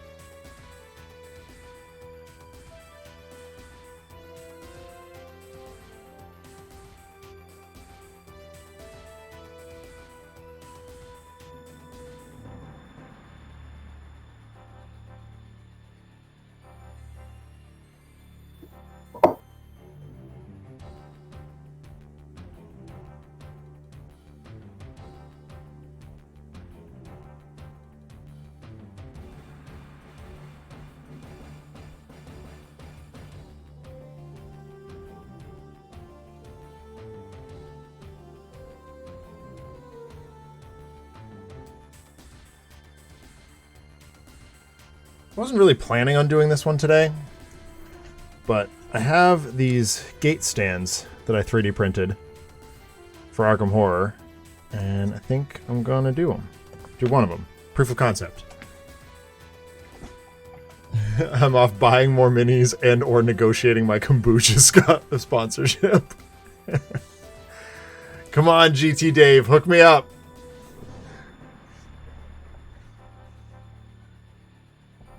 All right. I think I use mostly contrast paints for this, but I'm not 100% certain. I could be completely wrong also.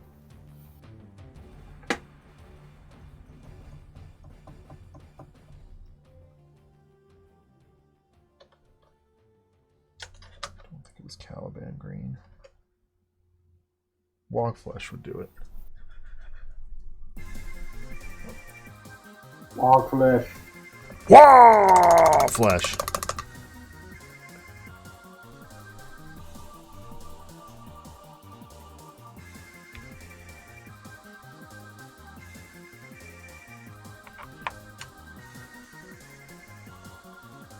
Let's see what happens. I can always print another one of these if I need to, if I mess this up.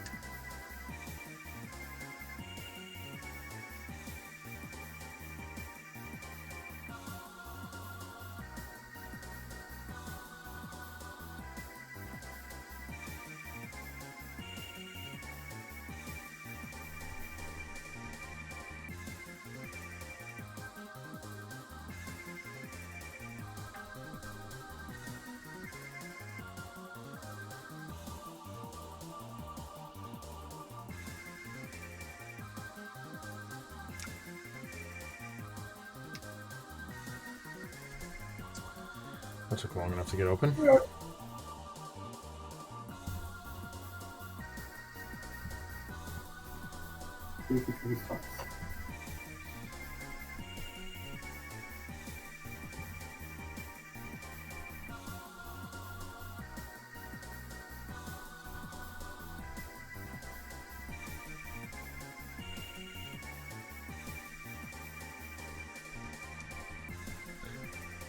Later, Blank. Yeah, I'll be here. Or I'll be somewhere. Paul's channel, I guess.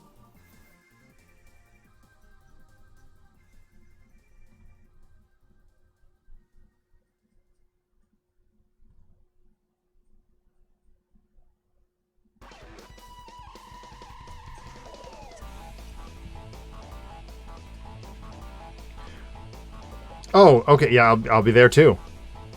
That is the thing that I'm doing.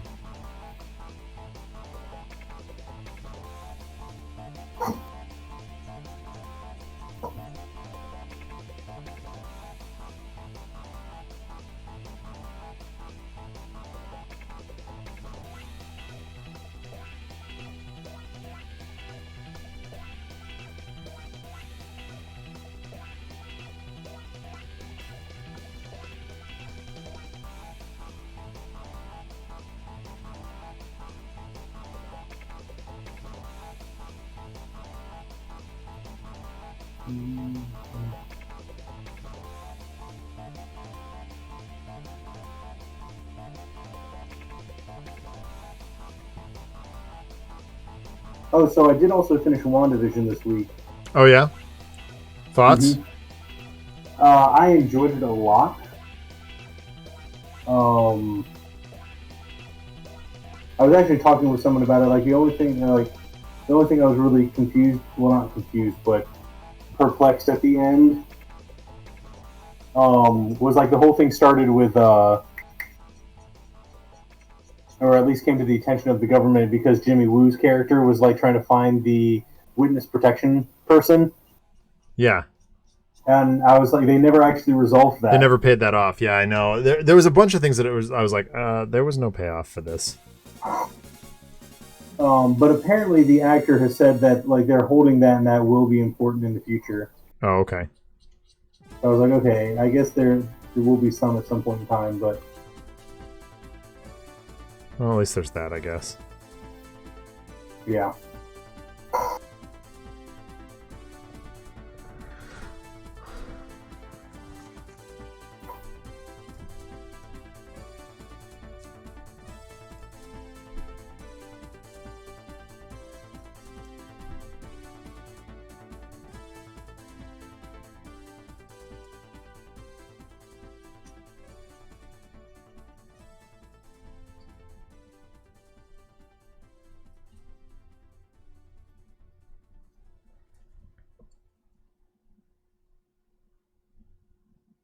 I got that one, RPD.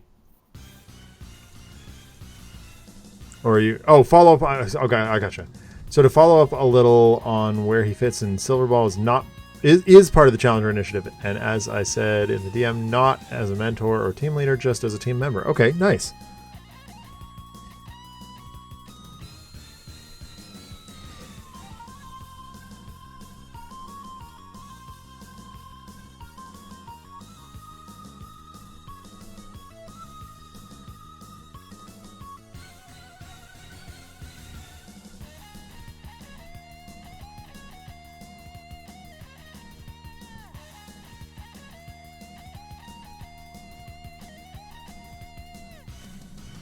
Continuing the whole breaking every rule on how heroes are supposed to be working.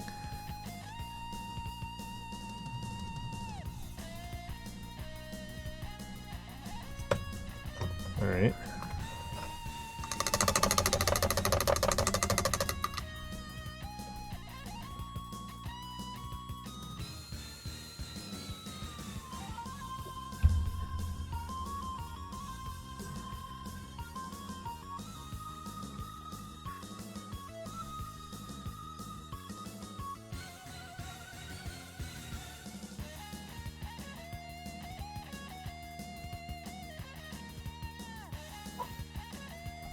Moving along.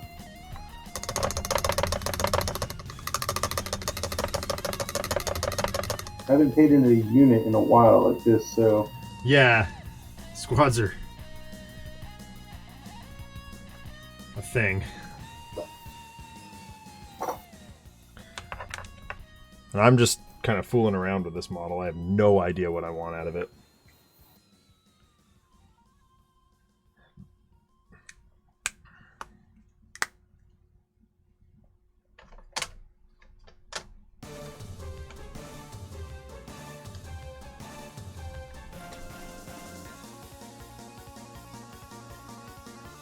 I think that's yellow enough. Let's try this contrast paint and see what happens. Ball so hard, as we say. I still have yet to try a contrast paint. I have a few of them. I don't use them very often. But this is one of those situations where I think it might work.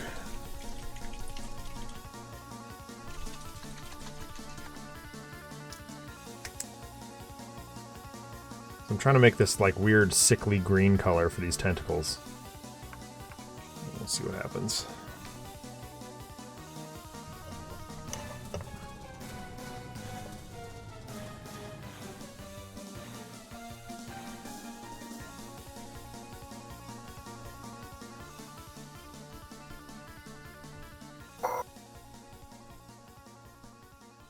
I forgot to paint this person's face. Oops. Turns out they need a face. Oh well, it does help with seeing.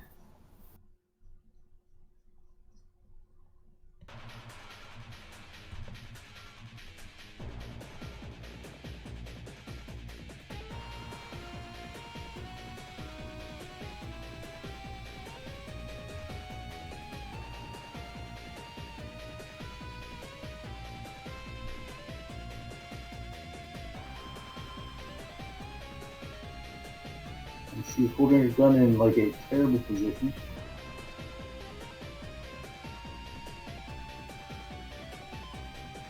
She's like holding it right in the spot in the face where I can't get my brush very well to get in half her face. Oh. I managed to finagle it through, but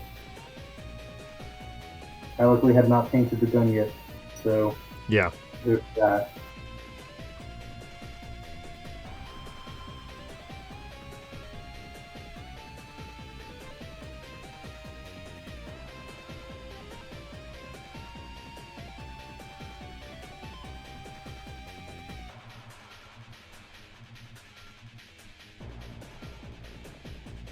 This one did not key up very well either. Her legs, like, the slotting didn't work. Oh. Didn't line up well. Oh, so, yeah. like, Oh, wow. It's be running, but, like, it just seems weird. Yeah. It's like she's running but losing balance. Well, I mean, I guess that's not entirely unheard of. Yeah.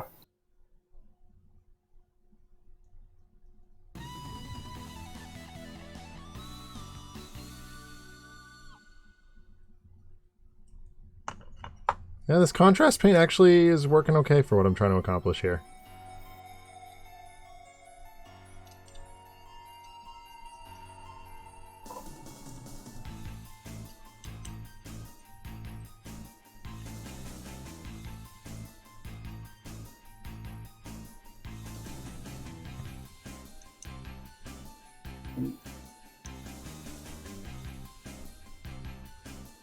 Dry brushing is going to be necessary, but like that's fine. That's expected.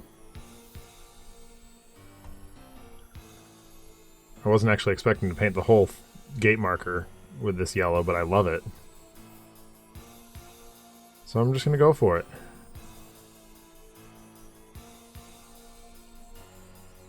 About threw my brush away. What's that? I about threw my brush away. Oops. Like, not like in the trash, but like just away from my hand. Yeah, I gotcha. I was about to say, turns out it's hard to paint that way. Hard to paint without a brush. Mm-hmm.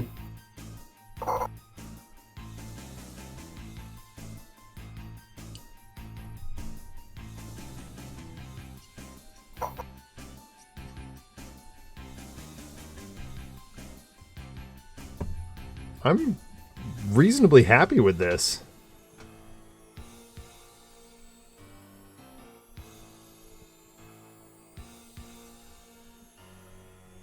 I'm not thrilled. It's not perfect, but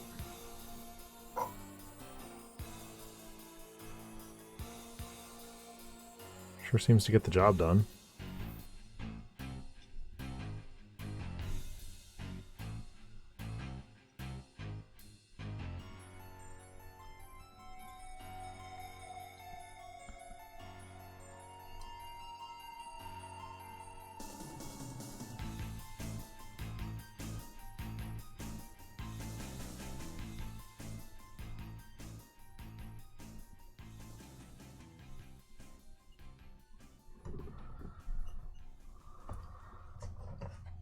Neat.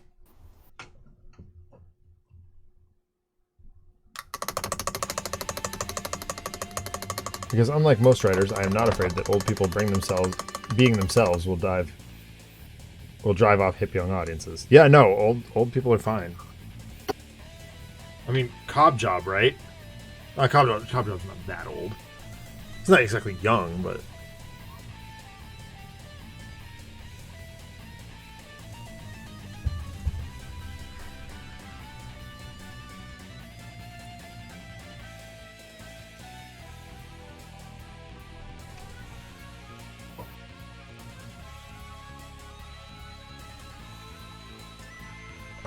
so what I'm going to do, Broody, I think, with this gate thing, is the tentacles are going to get a wash of Agrex Earthshade Gloss. Okay. Which will make them shine the way I want them to, and a little bit darker. And then I'll dry brush them with some things like Ogren Camo and things like that. That does look pretty great. Yeah, I'm pretty happy with it. For a very rushed job. And I mean, these are not exactly like crucial game components. They're totally just add-ons. And I was like, how quickly can I do that?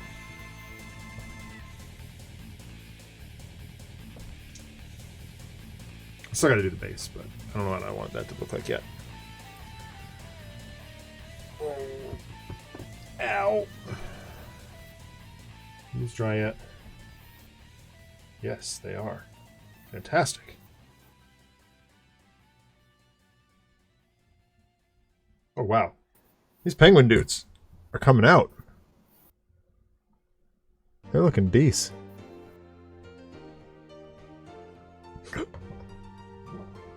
Cobb Job doesn't believe in your government-mandated numbers.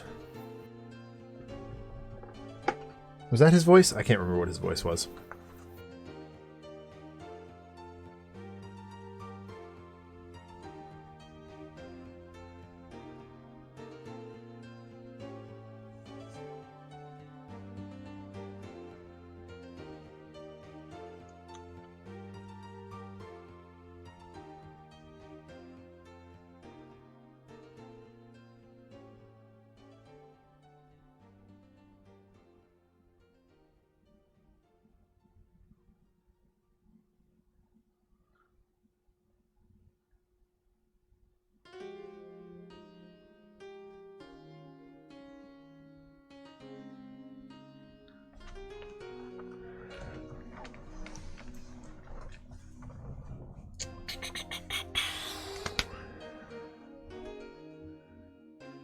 think just dry brushing on this guy. Maybe a little. Oh no, I gotta do shading on his skin, and put the eyes in his mask. But other than that, these guys are ready to rock and roll.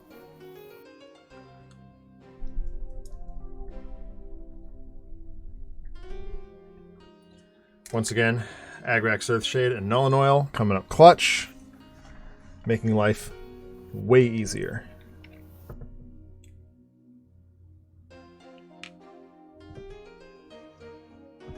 Why did I use yellow?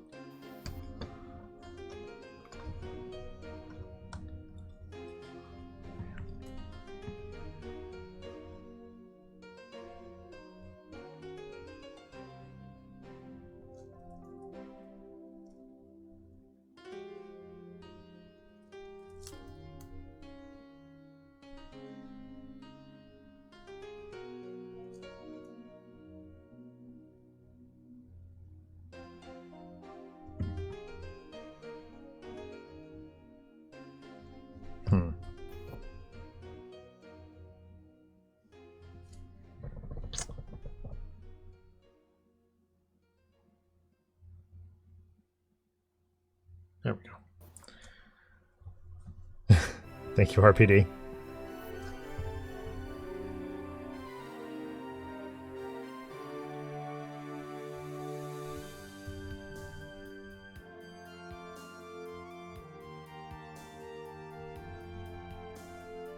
Okay.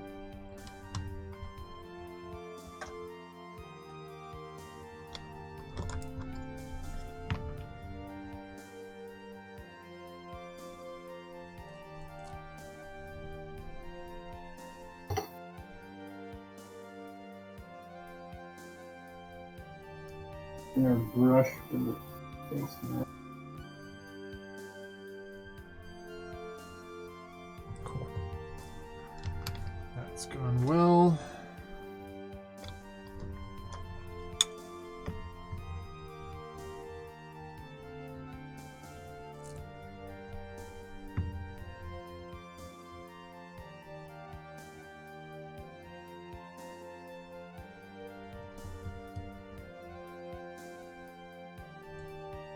Yeah, like here's an example of this.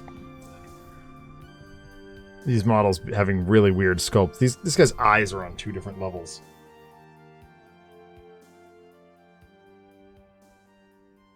Oh, no, they're not. Hold on.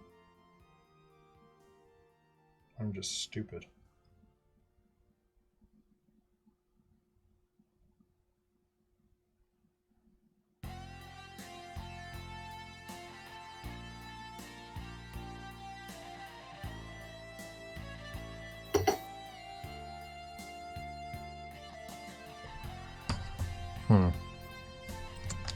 This guy's gonna need some extra work.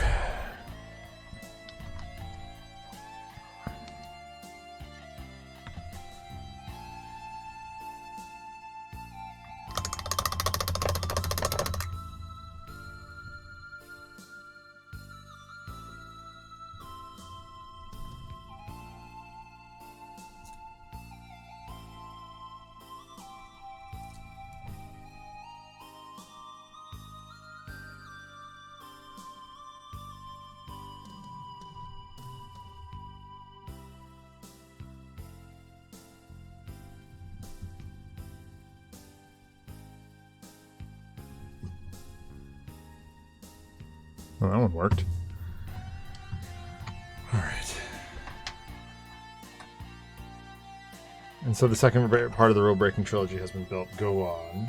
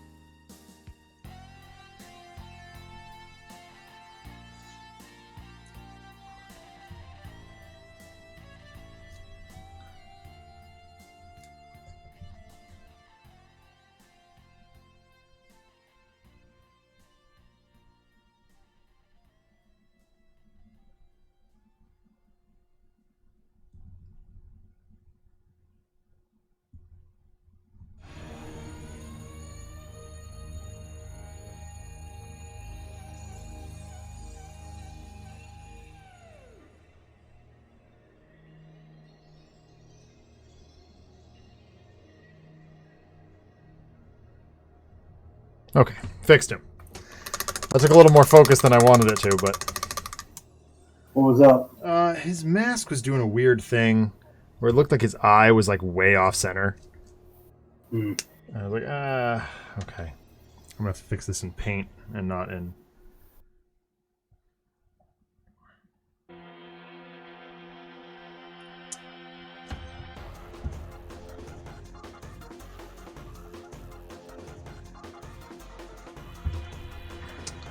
Not in, Now I'm losing my words. Whatever. It's fine. Ah! Penguin minion go down, fall down, go boom. Upsy daisy. Nope. Oh boy.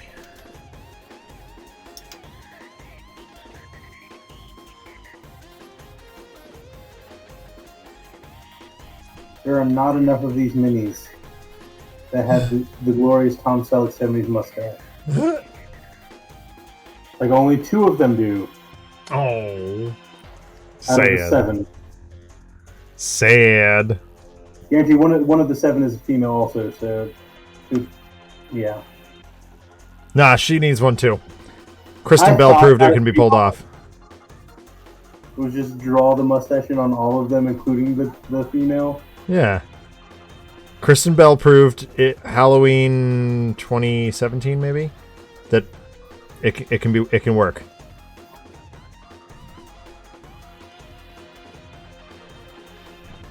Kristen Bell is a gosh darn American treasure. I recently finished watching The Good Place, and she is a delight.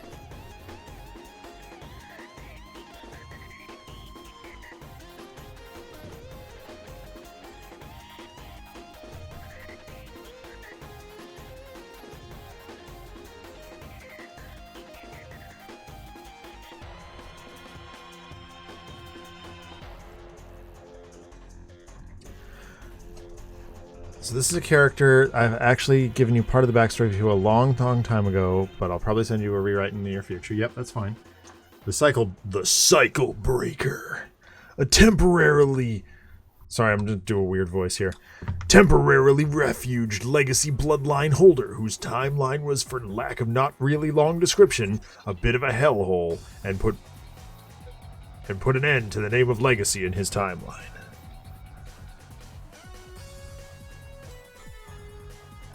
Just seemed like it needed a brutal voice.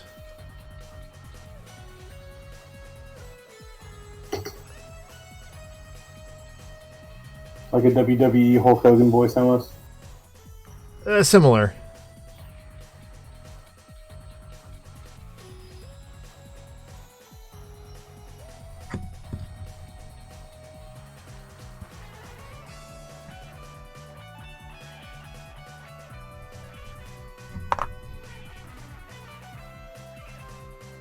So I watched an interesting movie Thursday night. Oh? There was apparently, like, this is all nothing that I've ever heard of before, but I saw on Amazon Prime and was like, you know what, let's watch it just because. Yeah. It is a Jackie Chan movie called City Hunter. Oh, I know that movie. And it's based off of an anime I've never heard of, and a manga. Yeah, naturally. And I was just like, I love watching Jackie Chan movies, you know, and I love Jackie Chan, so I was like, let's watch this random one I've never heard of. And it was bizarre and, I mean, fun but not great.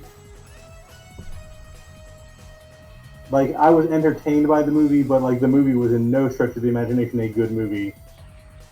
Well, so, you know what? I talk about this all the time, especially with my buddy Kyle. You know Kyle. Movies don't have to be good to be entertaining. No, they do not. And we lose sight of that. And the Hollywood system has definitely lost sight of that. Guillermo del Toro proved that with Pacific Rim. And Pacific Rim was awesome. But at the same time, objectively, an awful movie. Yeah. I definitely, to be honest, expect more out of Guillermo del Toro. Yeah. Like, he can make a great movie, but that's also still fun. And it's like, I mean, just look at Hellboy. Hellboy. Yep, that's exactly what I was going to mention. Like those are legit good movies, and still really fun and entertaining. Yes.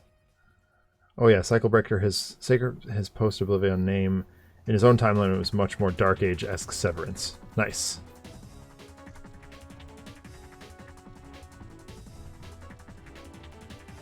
But yeah, it's.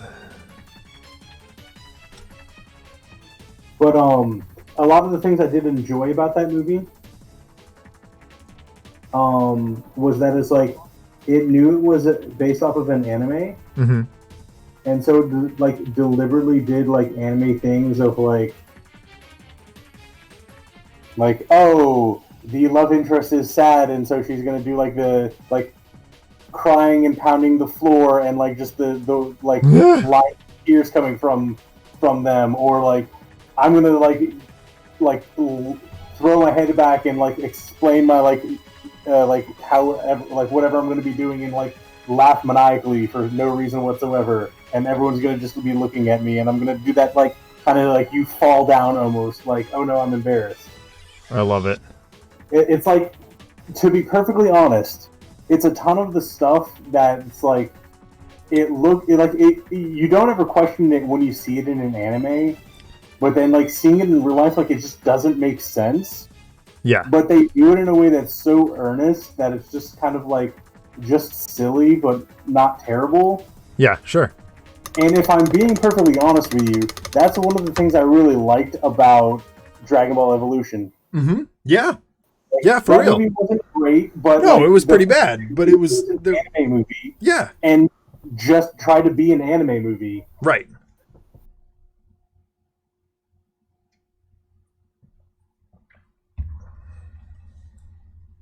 Like I unironically like do like that movie, and I know a lot of like, once again, in the minority, I know a ton of people like hate that movie.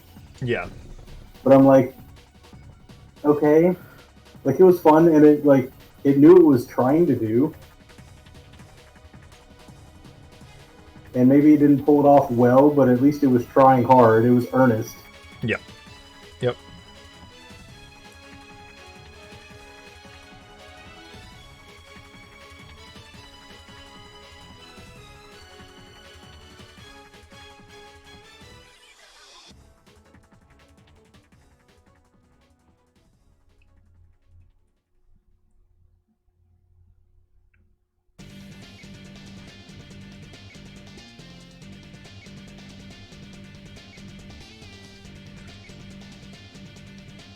So I discovered a new comedian who I am now interested in following. Who's that? Beck Hill. I believe she's Australian. And she does flip charts. And she did one that was like mishearing lyrics to, big songs. And oh my God, it had me rolling. Like, rolling laughing. My wife was dying, too. Like, it was so funny. So, Beck Hill, B-E-C.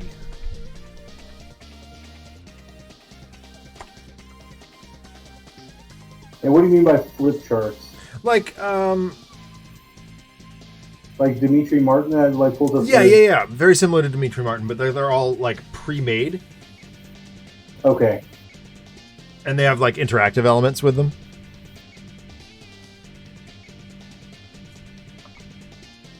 She did one to I'm Not Okay, I Promise by My Chemical Romance. Mm-hmm. And oh my God, it was so funny.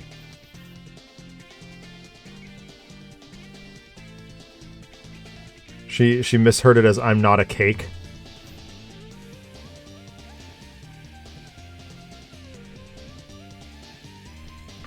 A valid interpretation. Yeah.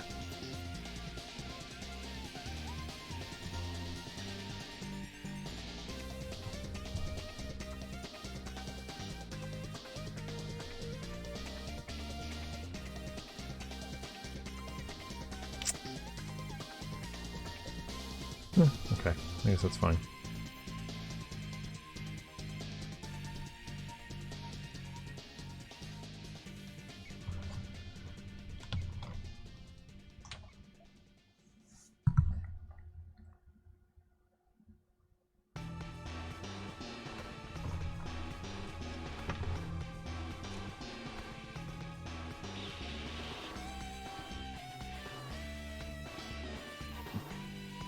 they are coming along.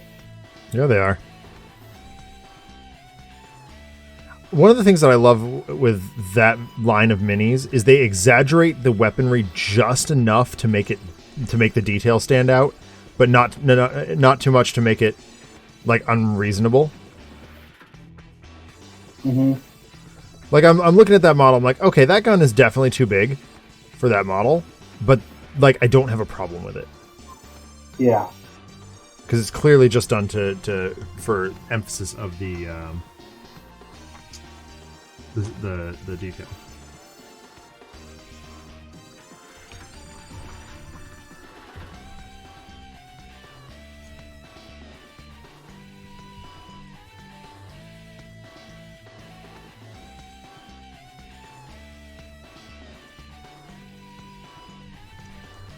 And while unnecessary, I'll explain anyway. Cycle Breaker / Severance is all about how little it would take for the Legacy bloodline to go bad, and not even in an Iron Legacy way, just in a slippery slope way. Oh, nice.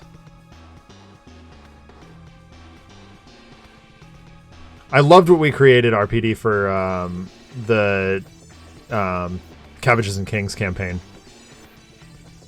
The fact that, you know... And I ended up building on it, too. Alice is a Legacy lookalike. So basically the big bad, who I'm not going to talk about yet, because we'll talk about it on mine and Trevor's podcast.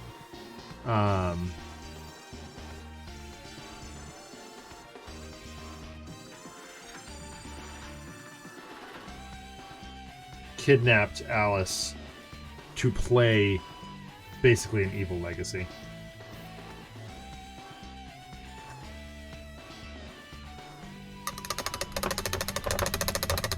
All right. I gotta be honest with you, Broody.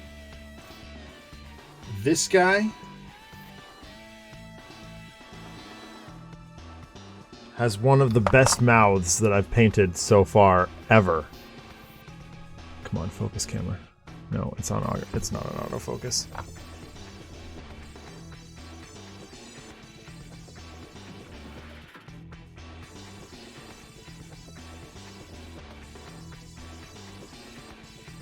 So I'm happy with it. That is good to hear.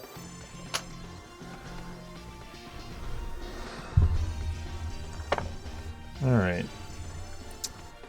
Highlighting.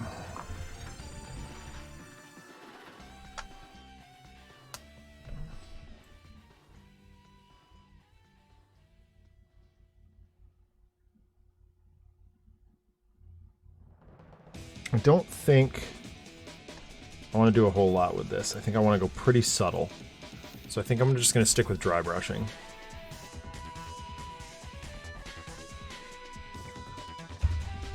So I really like how everything's looking right now.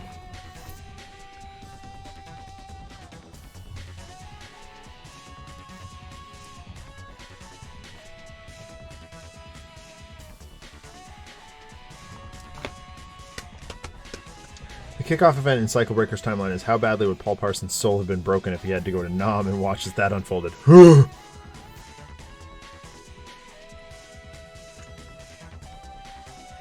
I'm with you, RPD. That's rugged.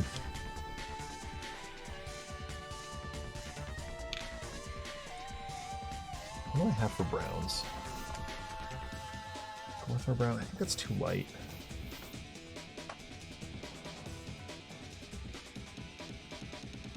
What else have I got? Baneberry brown is definitely too bright. Or light, or whatever. Words are difficult. What's this? Empty, dry brush, garbage. That's one thing, brown.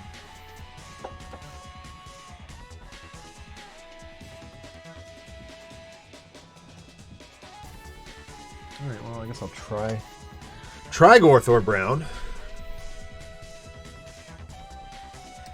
See what happens. I think it's going to be too bright.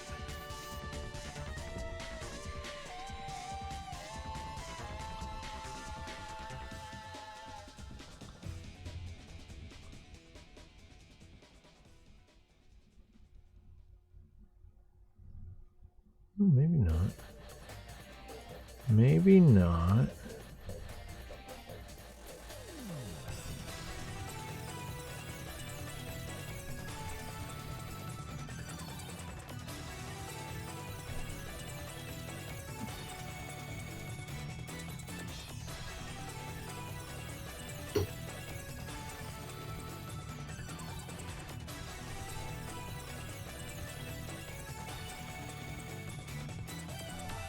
Like the shot I envision when Cycle Breaker arrives during Oblivion is mirroring the Iron Legacy's city behind him image, but when Megalopolis under siege by the forces of Oblivion. Oh, nice.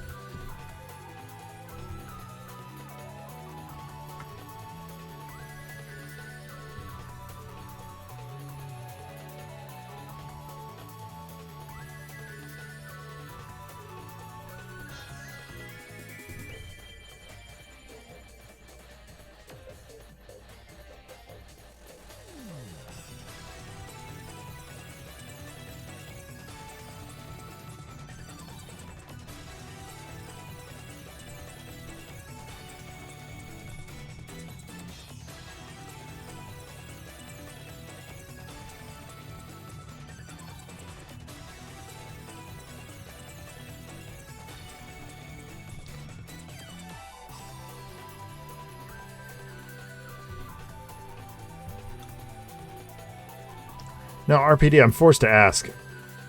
I'm assuming your intention is not to have Adam draw these characters, correct?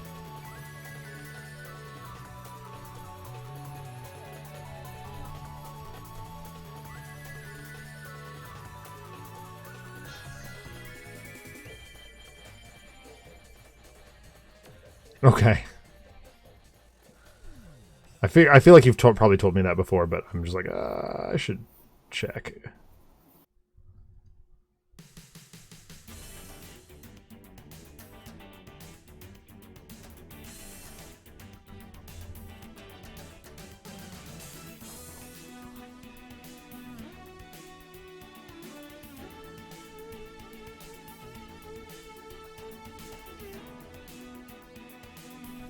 He will never know about this conversation unless you want him to get mad at me. Have to kick me out of...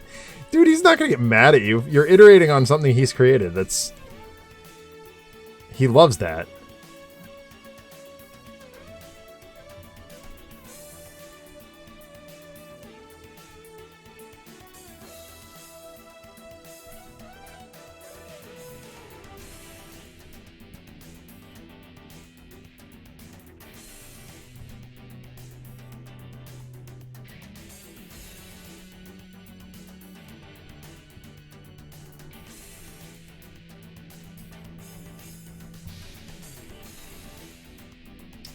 Yeah, that's exactly what I figured was going to happen.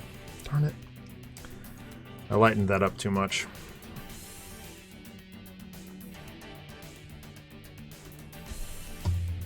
Alright. Time to take it back down.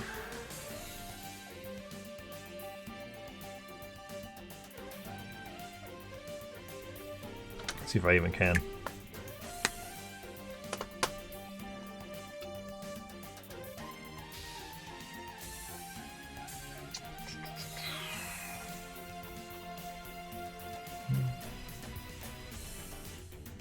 I don't hate it, but I don't love it either. Oh, man.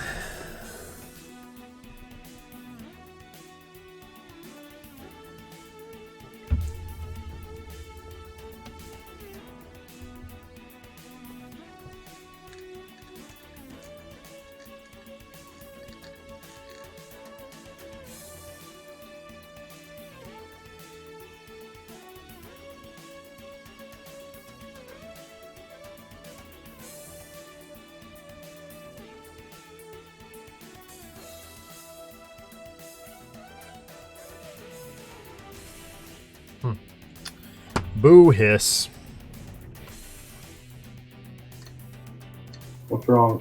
Having trouble getting the color back down? I lightened the pants up a little too much. It is what it is. It's just a classic example of learning and growing. It's That's all right. I'm just going to dry brush over it, and we'll see what happens. We'll just have one that's got slightly lighter pants.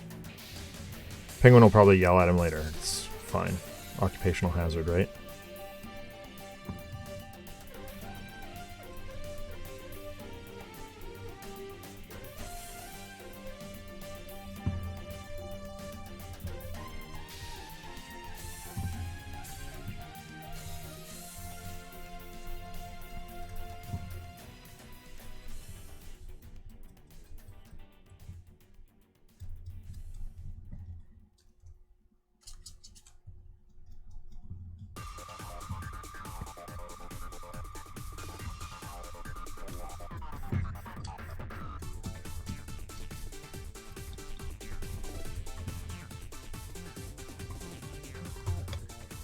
Let's see what happens with the other ones. Worst case scenario, I can just paint another one the way I did him, and then I've got two, and then it looks fine.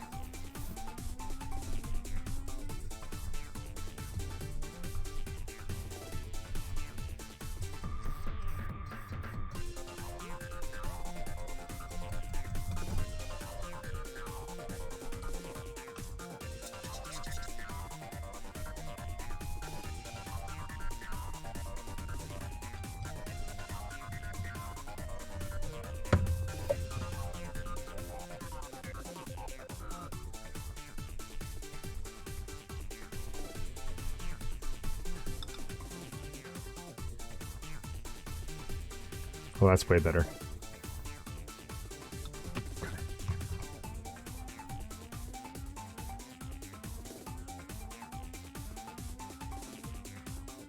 Okay. Yeah. I'm fine with it. Standing side by side, they look pretty okay. So I'm just going to do exactly what I just said. I'm going to paint one of them, or two of them one way, and two of them the other. And then two of them just have pants that have been laundered slightly more frequently. Yeah. And they have some color fading.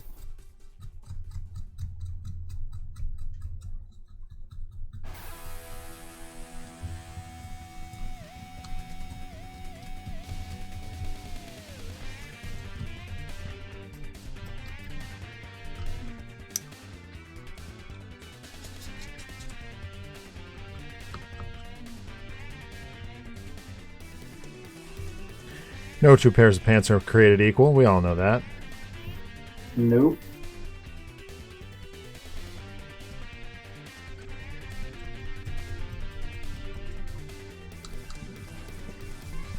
Hey, Adam.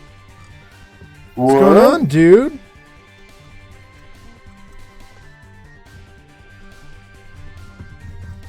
We were just talking about you. Where it specifically relates to art.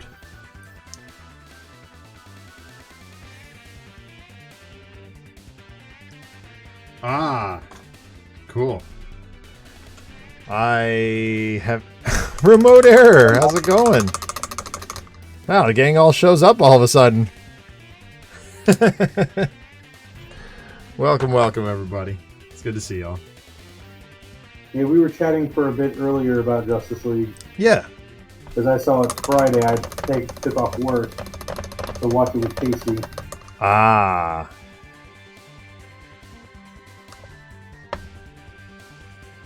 Lurking is good too, remote error. We appreciate that. Yeah, I don't have HBO Max, so I was talking to Broody at some point. I'm going to borrow probably either his or someone else's to watch it. Because I do want to see it. I've not seen the original, or if I did, I was incredibly inebriated for it, which tends to be the way of things that I don't tend to care about as much. It's an actual film instead of a found footage clip show. Yeah, that's fair. Come on, clean yourself out, paint pot. I take it I'm you're going into it like I've been avoiding any of the reviews and other stuff. Mm-hmm. And I've been keeping everything in, I've been trying, I should say, to keep everything in check after so long and all the hype build up around it that I didn't want to go in with expectations too high and be disappointed. Right. So I went in with tempered expectations and was very pleased. And literally one of the only reviews I had seen, I completely ignored because, this is a film critic friend of mine. Mm-hmm. His reviews of Man of Steel and BVS pretty much amounted to, I disagree with Zack Snyder's worldview, and therefore these movies are terrible. So he Tom Vasseled it. Yeah. And so, when he came out and was like, this movie was terrible, go watch something else instead. I was like, don't even care. Yeah, that's an immediate, just no. I can't even. Anytime, I hate it when critics of any kind are just like, this game or this product is exactly the same as this, only with this. And I'm like, no. And it happens all the time in board games. This game is exactly the same as this one, only with this slight change. I'm like, well, why don't I just go play the original thing? So, the Firefly board game is Merchants and Marauders, but in space. Yes. And unbalanced. Yeah. And then Outer Rim is Firefly, but in Star Wars. So it's and balanced. Merchants and Marauders, second remove. Right. Although I did enjoy Outer Rim. Adam says, if I thought poorly of media based solely on worldview, I'd like hardly anything. Yeah, exactly.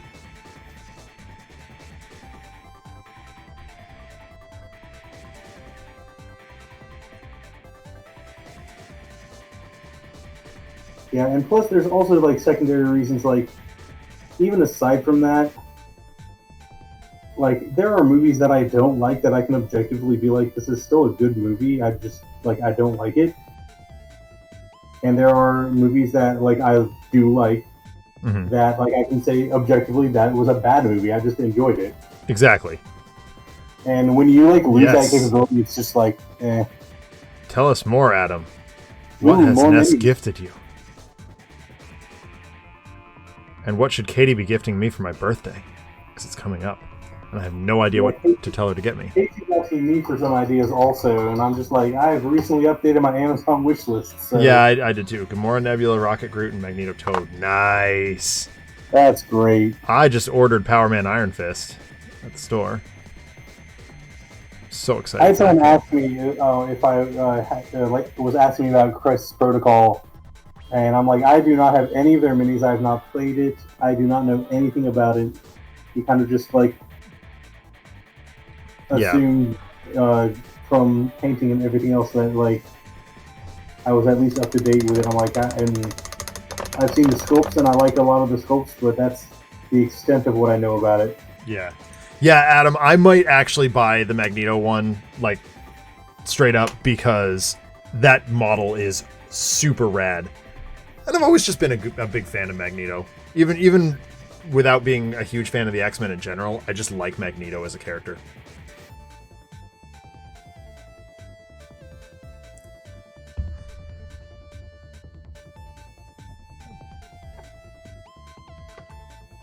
And I said, so I was texting after watching. What the hell was I watching? Why the hell did John text me the other day? Yeah, oh my god, the Cable one looks super cool.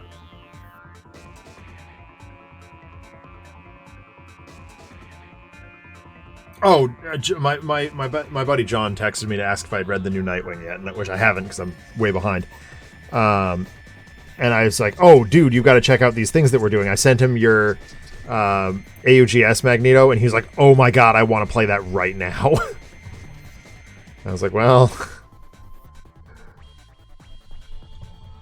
That also reminds me, Night Models released their new stuff for this month. Yeah? Anything exciting?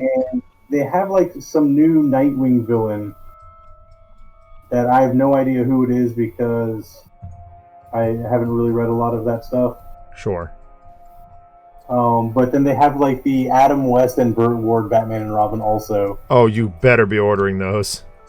Yeah, I probably will. All right. Our night model's O scale. I think so. O scale? What? O scale? Yeah, like I think that means the same scale as everything else that we do. And answer would be yes. They're 35 millimeter. 35 mil, yeah. It's like they use like a 30 mil base, but like the figures themselves are 35 mil. Mm-hmm.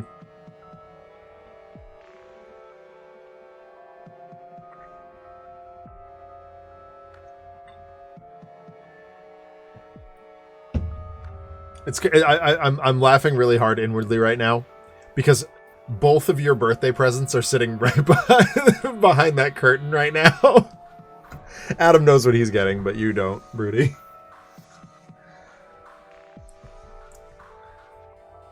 O scale is anywhere between 40 and 48. Oh, okay. Yeah, let's go with Terminatus Stone. Seems decent. We can just finish these right out.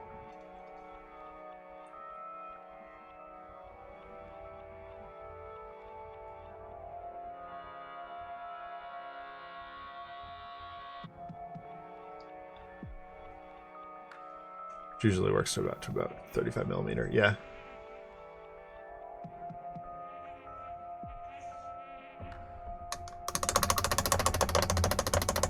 Crisis Protocol is upper end. OGS is lower end. Okay.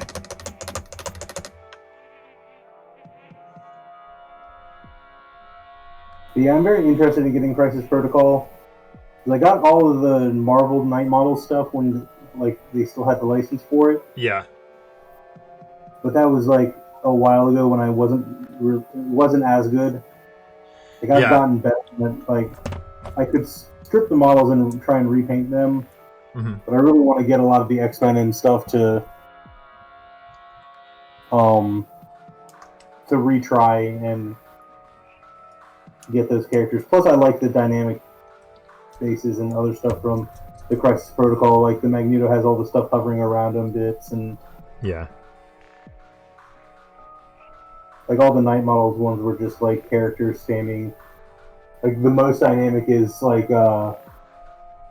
Hawkeye is standing on like a piece of a downed helicarrier. Right.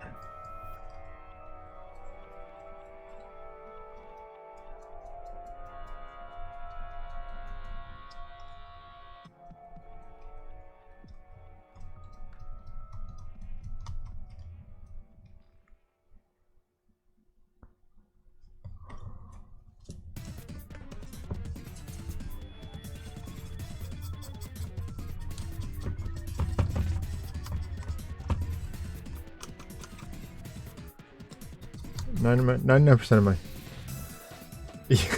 Yeah, right? That's exactly where I'm at too, Adam. The minis are dope. They'll make good display pieces at the store. Yeah, that's pretty much everything that I've been thinking. Like, aside from...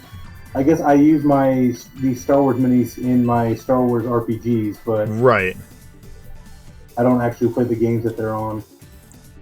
Yeah, I'm so happy that we're working on this modding project. Like, it's such a good way to turn, like, at the end of the day, just, okay, I'm turning off my brain. I'm not a teacher right now. I'm just playing this game, playing with this toolbox that we have.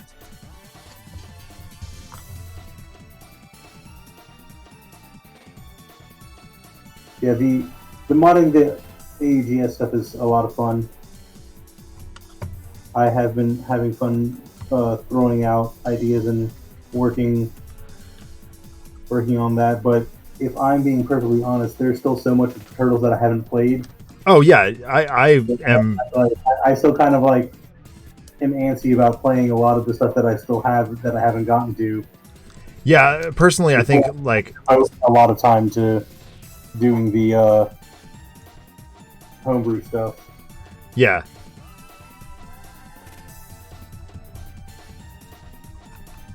Okay, this guy came out really well.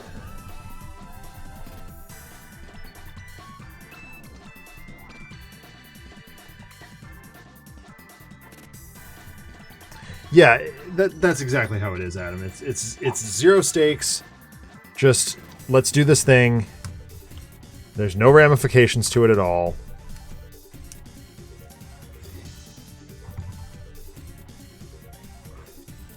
Ooh, a little too much.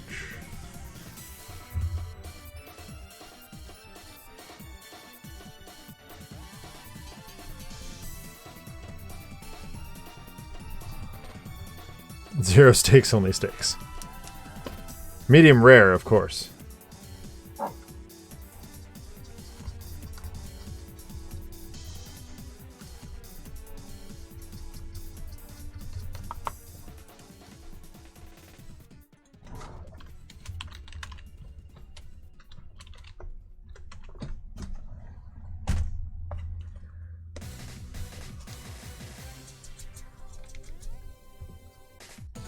Adam, I take it your trip to California was a thing that did happen?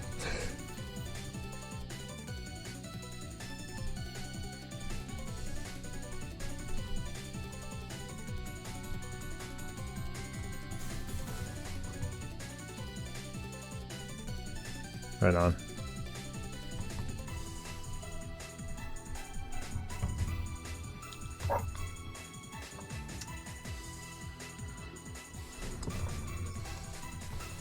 I was unaware that your grandma, or yeah, it was your grandmother, right? That you were. And I was unaware she lived in California. I guess it's not something that comes up in casual conversation very often, but.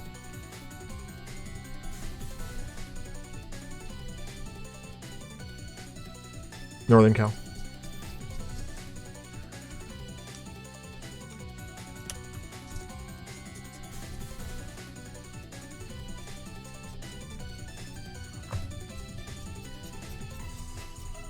Right on. I've never been to California. Always wanted to. I went to LA once with my dad on a business trip. He was doing, oh goodness, what was he there for? He's an electrical engineer and designs like wireless radio stuff. Sure. I think he was working with Mattel at the time. Okay. Something, so I got to go to like the Mattel factory and get like their discount shops for like slightly damaged boxes and toys and all kinds of things. Nice. Like if there's a ding in the box, it's like, here, have this like $50 toy for like $1. Yeah.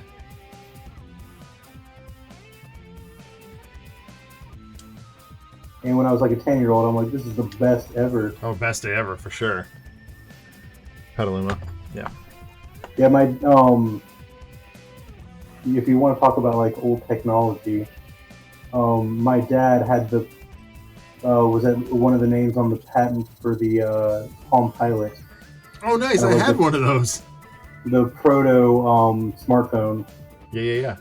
PDA. The digital assistant. Yeah. He had ended up working with Nintendo on the DS.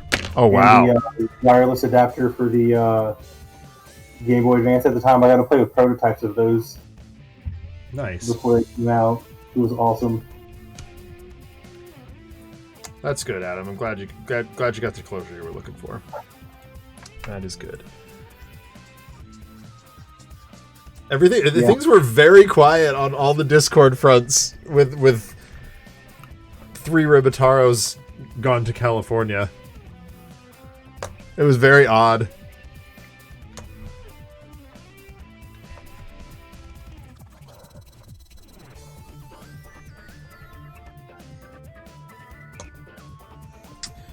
Alright, I need to just hit these with some Abaddon Black.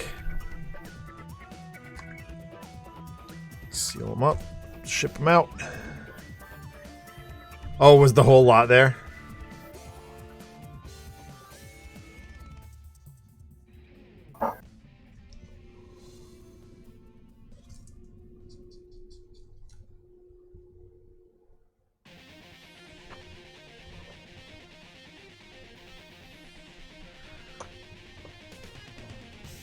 So I got all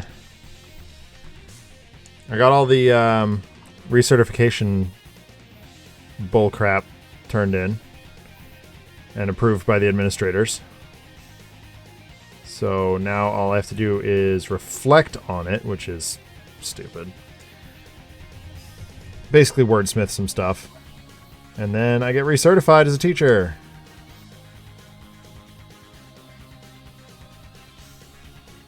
Very excited.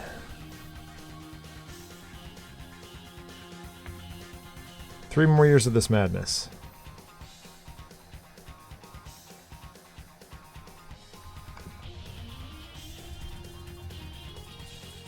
Oh, that's gross.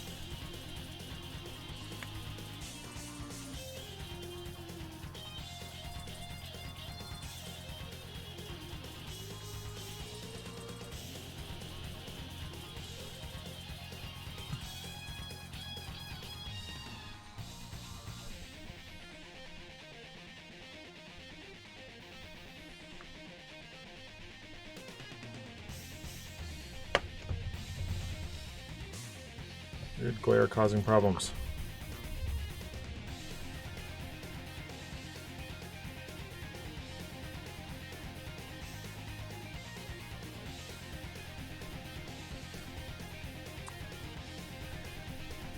So I was teaching. This is primarily relevant to Adam. I was teaching my students how to do like digital art of maps and things. And I used that Oscar Stahlberg city generator with them, and it absolutely fried their brains. They had no idea how to handle something that cool. Yeah, I love it when I get to teach them digital art stuff. We're doing roller coaster parks, but every ride has to be named after something that like represents that student, or at least with 3rd and 4th grade I'm doing that. With 2nd grade we're just doing it. But yeah, I love using that app. It's so cool.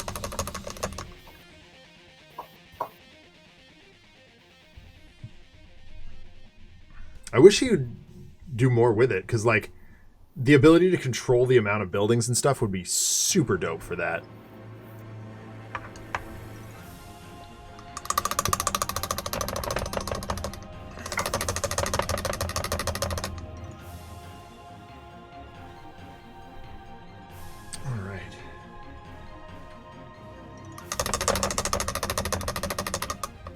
Needs to soak some more.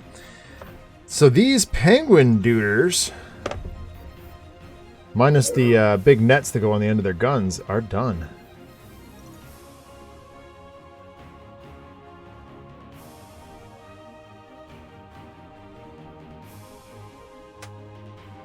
Definitely not my favorite minis that I've ever painted, but I think they're pretty cool.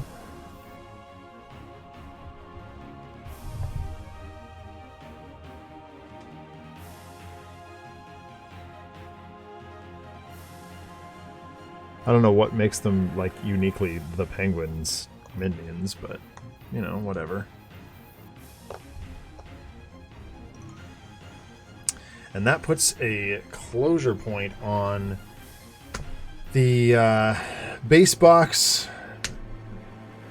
villain dummies. What is... Your paint seems to be giving you some problems there, Broody. It is. I'm trying to, like, it's not closing, so I'm trying to scrape out the... Oh, yeah. The gunk in the lid. I hate that. It is the literal worst.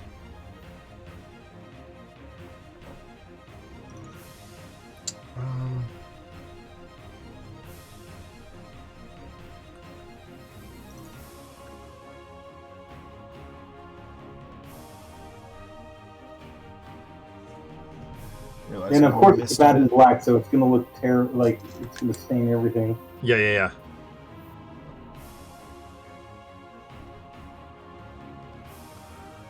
Get back to work on this gate trophy thing. Do it. Keep messing with contrast paints. It's the first time in a very long time that I've primed something not black.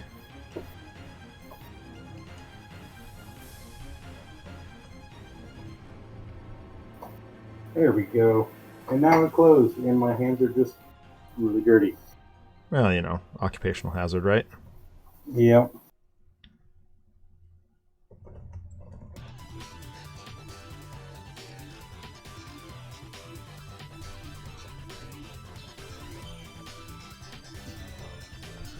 All right, so... Oh, you good? Yeah, I'm fine. My trash can got moved like really far up underneath my desk. Oh. I had to stretch to reach it to throw away those little pink straps. Yeah. One of these days I'll bother to move the... I have the coolest trash can. Oh my god. Things you never expect to say ever. But my old principal went to I think Rise of Skywalker maybe, and the popcorn bucket was this nice plastic popcorn bucket that had Star Wars art all over it, and I'm like, oh my god, I must have that. And he's like, dude, just take it. That's your new garbage can. I'm like, yes, it is. That's awesome. Yeah, I'm very fond of it. I was gonna say All right, Adam, we're gonna wrap up here pretty soon, I imagine. Have a good night. Yep. Draw some of the stuff that you got to do for me. Just kidding. Draw what you need to draw. No rush.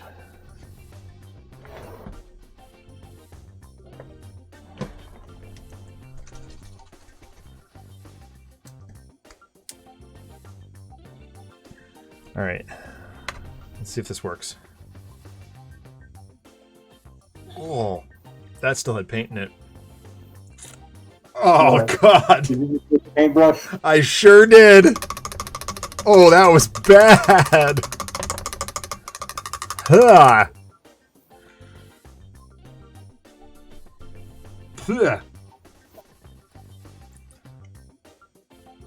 Okay, that's better.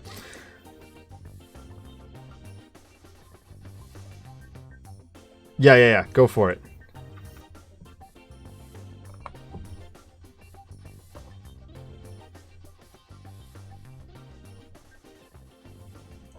Oh, yes, Broody, this is working great. I'm putting the gloss earth shade over the tentacles. Yep. And not only does it blend the contrast with the classical, but it makes them look slimy and nasty.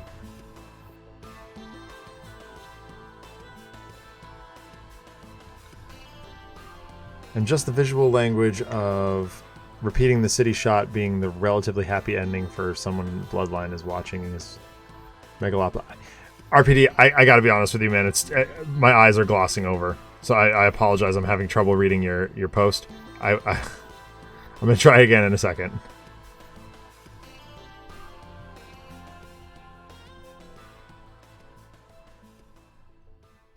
Effects of late night.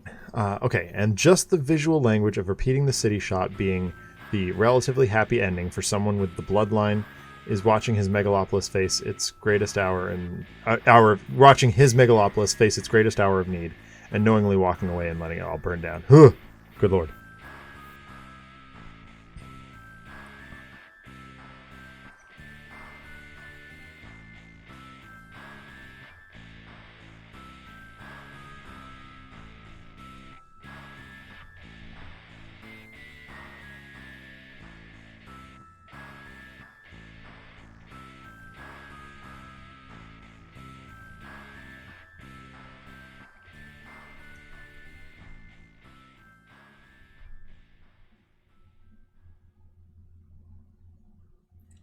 Sorry, RPD. It's really odd and jarring to try and move from eyes fixed on painting to eyes reading text. I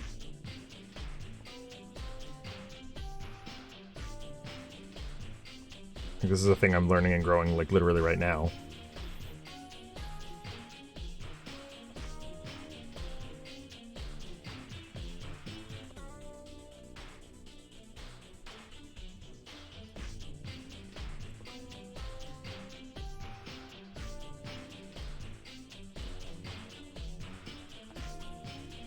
Oops.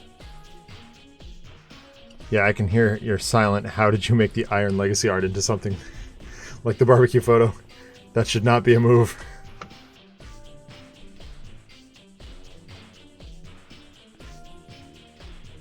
I'm also letting the Earthshade bubble up a little bit, which just enhances the tentacle feel. Mm-hmm. I'm going really heavy with this Earthshade, like, intentionally. All of the Earth shade. Well, I mean, it's, like, the more it is, the glossier it looks. Yeah.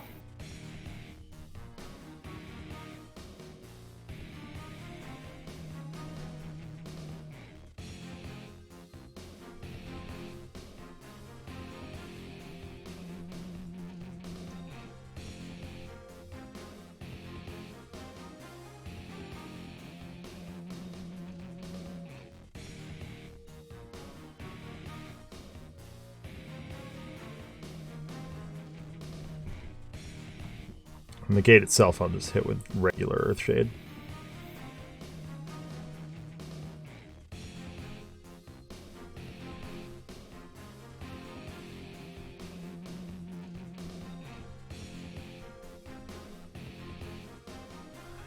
Don't you worry, that's not the only Iron Legacy shot I'm mentally revisiting for Cycle Breaker's backstory. Nice.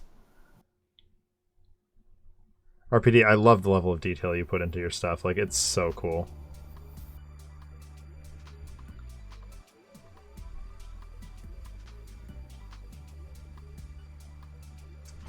Alright, there's that all set. Now let's get out the regular Earthshade and do the gate itself. See what we can do with it. I have an idea. It may pay off, and it may backfire horribly.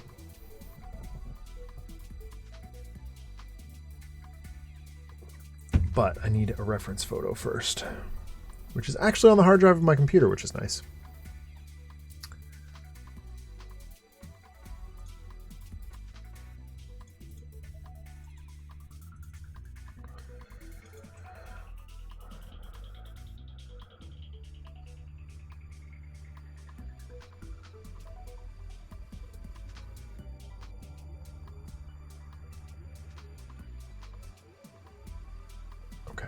Cool.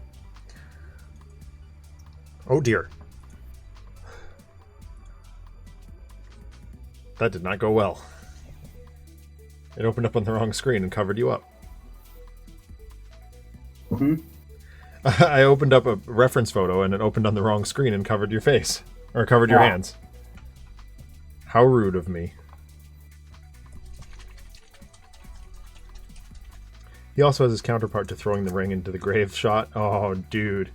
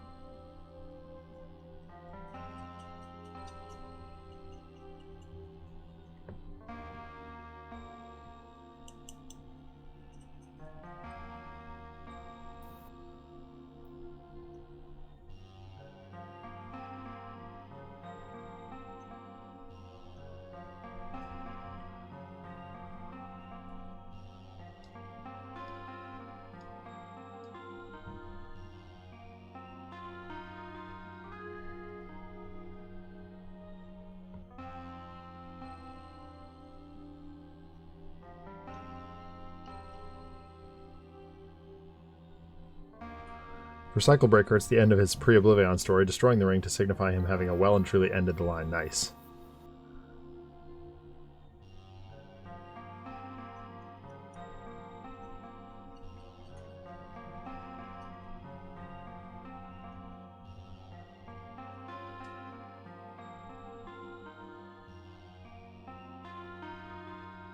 What step are you on at this point, Broody? I am almost done with base coating all 7 of these guys. Okay. Do you want to stop it after base coating, or do you want to try and get inking done too? No, that's fine. If you want to call it whenever, then that's fine. I can finish this up later. Okay. I'm just derping around at this point. I'm messing around with a gate trophy stand. So. Yeah, I'm good. Which is good. What time? It's almost 1 o'clock. Yeah, if we want to call it, like, I can put a pin in this here. Okay. Finish up the base coating, and. Well, I was about to say there's a couple more colors that I still need to add. So. Okay. So if you want to call it, we'll call it. Yeah. Yeah, I'm really digging what you're putting down, RPD. That's really cool stuff. But yeah, I'm pretty happy with the skate stand. I mean, it's not completely finished yet, but I want to do a little bit of dry brushing, and the base still needs to be done. But like, that's pretty dope, if I do say so myself. For being two colors in an ink wash. Yeah, that looks pretty great. All right, so yeah, we did that. We did these big dang dummies, and I think that is a very productive night. So, without what have I done? Oh, okay. Without any more delay, I think I'm going to turn in for the night. Thank you all for hanging out with us tonight. Thank you, as usual, to Broody. Dude, I love doing this. This is, like, absolutely the highlight of my week in so many ways. Thank you so much for hanging out with me every week. I really appreciate it, man. Not a problem. I enjoyed also. We are still open for commissions. If you have miniatures that you are looking to paint, our rates are down below. We will be back in 1 week painting some more stuff, and it'll be great. But for now, tomorrow night you can catch me on the Handelabra Games channel at 6 o'clock p.m. Eastern Time. I'll be playing some Sentinels of the Multiverse, the card game, and then at 9 o'clock on the Ryugami-san channel for the This Is Difficult video game podcast. I'll be back on this channel on Thursday for more Batman Arkham City. Almost done with that. I think things are getting harder, so I'm pretty confident. Anyway. After the Arkham games, we're going to do other stuff. Space Marine, I think. If Mass Effect isn't out by then, we'll do Space Marine. Otherwise, we'll do Mass Effect. Have a great weekend, everybody. We'll talk to you real soon. Bye.